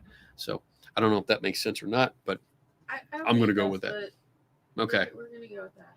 We're going to go with that because I want to go home. Have you looked into the Alaska Triangle? I have not. I didn't know there was one. There's, I mean, it's just as obscure as the Biddle Triangle, which is in the backyard. Alaska Triangle. Wait, there's a Biddle Triangle? Yeah. You haven't heard of it. It's obscure. Things get lost there all the time. Oh, I know where that is. I've been there. Have you now? I have. All right then. No, Carl, I put it on my list to look into so I can have at least an idea for the next time this comes up. So I'll look into it. Thank you. Cree, did you know that Daemon were not looked at as evil until Christianity came along? Yes, I did. They were actually considered protectors. Yes. It's amazing how this is part of how new and upcoming religious movements will they appropriate older religions and or beliefs and incorporate and then just kind of manipulate and how else do I want to say? They take customs, they take holidays, and they reimagine them in order to say, hey, look, we have the same customs, we have the same kind of holidays. It's just a wee bit different. Come on over to us. And that's usually how you get followers, because it looks appealing at first, and then you realize it's not. So yeah, I did know that. I Demons just got the short end of the stick, I guess, when it comes to mythology. But that's the thing with mythology, it will change depending on who's telling the story. So, but good. Yeah, I like that. Dun, dun. Kenny, what is the most amazing natural event thing you've investigated, seen that at first look appears supernatural, magical? Oh, Macy Rose, that's a good question. That's an earlier in the show kind of question. Yeah.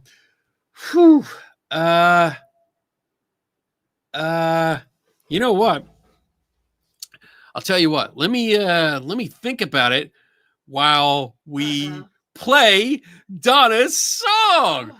Be right back. In the skeptical help bar, there's a guiding star, keeping chats in line. She's the queen of the bar, with a wink and a smile. She keeps things flowing. Divine Donna's on the scene to keep you from trolling. Divine Donna, watch her keep the show on track. Moderates with flair, she's got your back. With her love, Kenny Biddle, every Friday night. In the skeptical help bar, she's a delight. Start your questions with a capital Q, so Donna can pose them for you. Follow the Swayze rule and be nice, or she'll kick you out love for life. Divine Donna, watch her keep the show on track. Moderates with flair, she's got your back. With her love, Kenny Biddle every Friday night. In the skeptical help bar, she's a delight. Rarely says a word, unlike her hubby. Doesn't let the show run into hour 3. She may be quiet, but she reads all the chats. So say hi, or thanks, she deserves that. Divine Donna, watch her keep the show on track. Moderates with flair, she's got your back. With her love, Kenny Biddle every Friday night. In the skeptical help bar, she's a delight.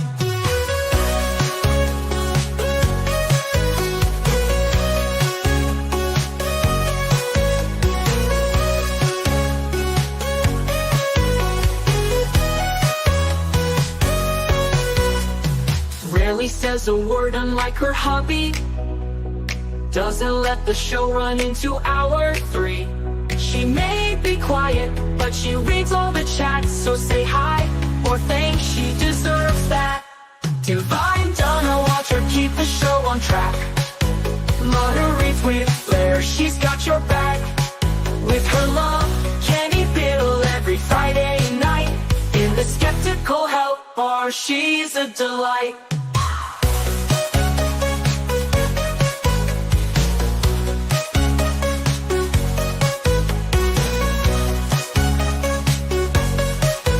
In the skeptical help bar, she's a delight.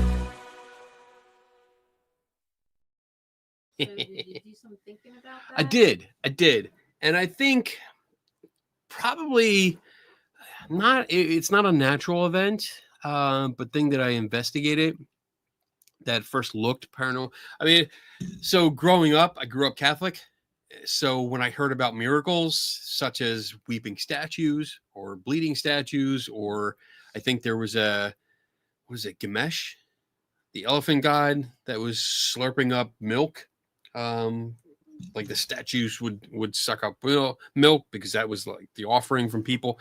Like that always fascinated me. So with the Three Tortured Souls show that I do, we did a show on weeping / bleeding statues, and we were challenged to do it ourselves. Like if it was so easy the way we were talking about it, then we should be able to do it ourselves. And I had never been challenged to do that before, and it was interesting and fun, and just it was amazing to me overall, because one, trying to figure out how it was done.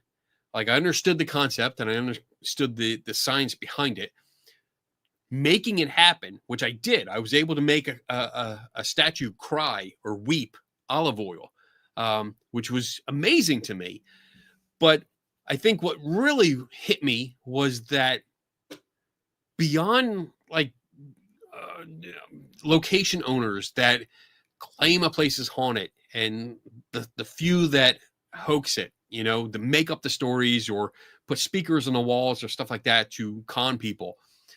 The idea that someone that was part of the faithful, that was a leader in like a religious movement, would go to the trouble of faking something in order to prove the religious part of their being, their reason for doing all this, like proving that their God exists and this and that. Like that to me was the ultimate deception.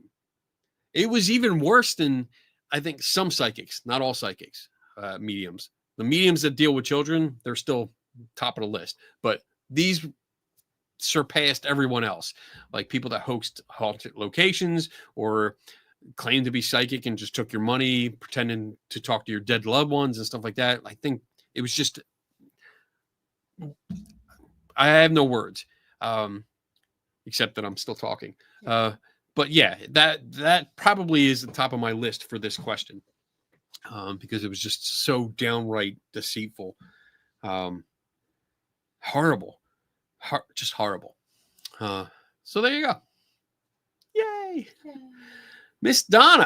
Donna, Okay, supposed to be can I? Can I nominate you for mod of the month next month on Raw Side Paranormal? I don't know what that is, but okay. Great. Awesome. I don't know what it is either. But I guess it's a place to nominate mods for their good work. I guess. But Thank yeah, I you. mean, you put up with a lot of shit, so I'll give you an award. Yeah. I'll get you a little trophy. Okay. All right. Greatest mod in the world, Uh-huh. Donna. I'm waiting. Okay. Keep waiting. I I have a problem with man-made. If a person combines 3 chemicals, it is man-made. Or would the test of time eventually make it happen? Everything already exists. We're just putting our fingers. I imagine this is continued somewhere else. Go to the other question Okay. that we just talked about. All right. So yeah, I mean, man-made. If a person combines, well, so much is man-made. Everything that most of the stuff that we use and consume is man-made. But yeah, some things happen. Like crystals grow. Well, some crystals grow naturally. It's just a natural process that happens. I don't off the top of my head, I don't have any other examples for you. Person combines is man-made. If a person combines 2 chemicals, it's man-made. So yeah, if a person deliberately does it, if they have their hands in it and actively doing it, it's man-made. But sometimes things can happen naturally without our interference. So I don't know exactly where you're going with this. But maybe it's something we can explore more in depth. You know what, Joe? Cheesy plug for merch. Look at you with the banners going. I'm not even paying attention. But yeah, if you send me an email, just maybe clarify what you're asking and get into a little bit more depth. Maybe we can have a conversation about that off the show, and we can revisit that for the next open mic night. That would be cool. Yeah, that'd be fun to do. All right, we're getting down to the wire here. Kenny, were you ever asked to take a look at the 3 Men and a Baby Ghost when it first came out? So not when it first came out, because I mean that was shit. When did that come out? 3 Men and a Baby, 87. So I was not doing that. I was not doing this job or anything near this job in 87. In 87, oh my God, we were in high school. Yeah, we were sophomores, right? Freshmen, sophomores, 87. Yeah, 86 we went in. So yeah, either freshmen or sophomores in high school. So I wasn't asked to look into it then. I have since looked into it. I actually there's a display out in the lobby with I have a VHS tape of it, and I have a blown up image of the deleted scene that shows the cutout of Ted Danson. That shows that it was him. It's his cutout. It's his cardboard cutout that's in the window. If you didn't already know, spoiler alert. But it's definitely him, and there's no question about it. It's just the quickness of the camera moving across that scene, panning across, and the quality of VHS back then was horrible. So, but when you have the new quality, like the Blu-ray and the 4K editions, you can see it quite clearly that it's Ted Danson. So yeah, cool. All right, is that it? We're good? Yeah. We're done. Yeah. Holy shit. I did cut it off. So. Oh, cut it off. Yeah. She was like, no more. I want to go home. There's a lot. All right. We have to start cutting them off. Yeah. I'm going to be watching like how many we have and how we're doing on time. We're still going to go into hour 3. Well, we're into hour. We're in hour 3. All right. So with that, let me see. So we have. Let me switch here. Let me switch. I gotta find. I have so many overlays and videos now that I have to actually go back. Let's go to Bob's Squid Games announcements. Squid Games. I haven't seen. I think they put out a 2nd season. I'm not sure. Really? I'm not sure. I don't know. I thought they did, but I didn't watch it because like the first one was like a standalone, and I think I was happy with that. and I didn't want to go any further. All right. So announcements coming up. Let's see. I don't have. Nope. I'm checking. I didn't have anything. Happy Thanksgiving. Happy Thanksgiving. Next week is Thanksgiving, right? For those of us in the U.S. And we will have a show Friday, right? We will have a show Friday. Yeah. There's no. It should be in town. I think it's going to snow. Yeah. So we'll be over here anyway. We'll do a show. We'll do a Thanksgiving. Maybe, I don't know. Can we do a theme show? I don't know. We can do whatever we want, but I don't know. December, I'm looking. Oh, December 6th on the Skeptical Help Bar, we're going to have a guest, Adam Shefs. He did a few books. I think there's 3 out now. It's History's Haunted Headlines. And he went back through the 1800s and looked at all the headlines of people claiming that their house was haunted, or they had ghosts, or they met ghosts, or stuff like that. So we're going to talk to him. I'm going to go through. I have 2 of his books. I'm going to go through them and get some questions and ideas, and we're going to talk to him and see what kind of research he's done, what kind of what he has planned for the future. I'm looking forward to that. December 13th, Friday the 13th, we're going to have Margaret Downey on the show, and she is a oh my God, I lost my cheat sheet. Oh. I had my cheat sheet. Where'd it go? Frigatrescidescaphobia. I think that's it. Wow. Expert, where she is an expert on the fear of Friday the 13th. We're going to have her on talking about it and where the fear came from, what people do about it, and if there's any kind of treatment or anything like that. We're going to talk about that and see what else, because she does a lot of things. She is big in the skeptical and free thought community. So she might be completely new to you. She's probably not going to know much about the paranormal community whatsoever, but it should be interesting to get through that and talk to her. What else? See if I know. The 21st, December 21st, if you're in the Buffalo area, we're going to have a winter solstice party here. The Western New York branch of CFI is going to host that, and it's $20 a person, but you can sign up on the Center for Inquiry Western New York webpage, and come here. It's fun. It's catered. There's activities. There's lots of people to meet and mingle with. There's usually like 30, 40 people here, easily. I think last year, yeah, we had more to like 50 people. It was pretty good. It was a fun time. I had a lot of fun. Hey, sing any songs? Yeah, we sang weird, like different kind of Christmas.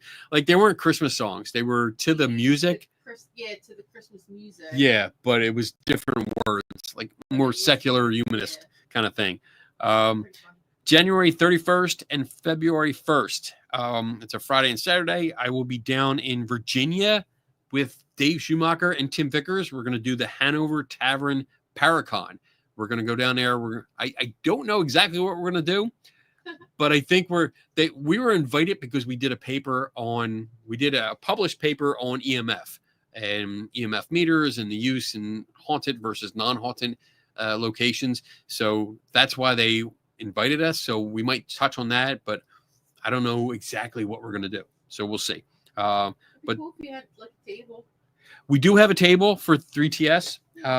So we're going to set up and we'll be available if you're in the area. You want to come hang out, ask some questions. We're going to do that. The rest, I don't have anything else. I mean, now we're going into May. May 17th and 18th is Pennhurst, and we're planning on attending that as vendors. So that's something in the future. But that's it for now. I have some other things in the works that I don't want to get into because I don't know. They're not finalized yet. So with that, I think we're done. And let me cue up the ending video and just say, everyone, have a great weekend. Be safe, have fun. Yeah, have safe travels if you're traveling for the holiday. Yeah, because that'll be next week. Yeah, by the time we talk to everyone again. Yeah. So yeah, safe travels. Enjoy your holiday. Try not to get into too many family fights. Because that's that seems to be the thing, you know, like people like to fight when they get together like that. So try not to. Try and enjoy it and just have fun. Enjoy the people while you have them. So with that, remember, never stop learning, and we will see you next week. So bye. Bye, guys.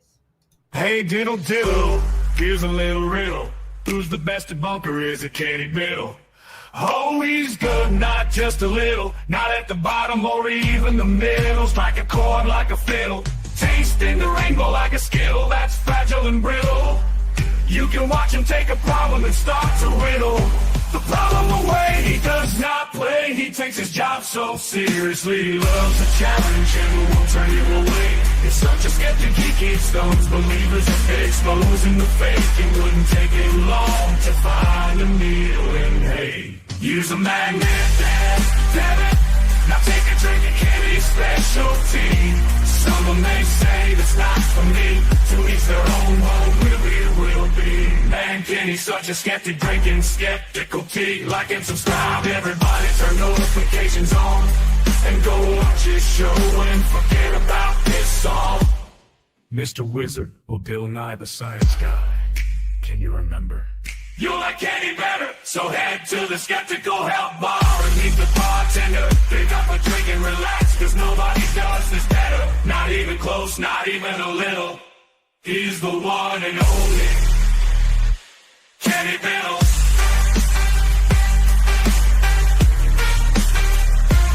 Kenny Biddle.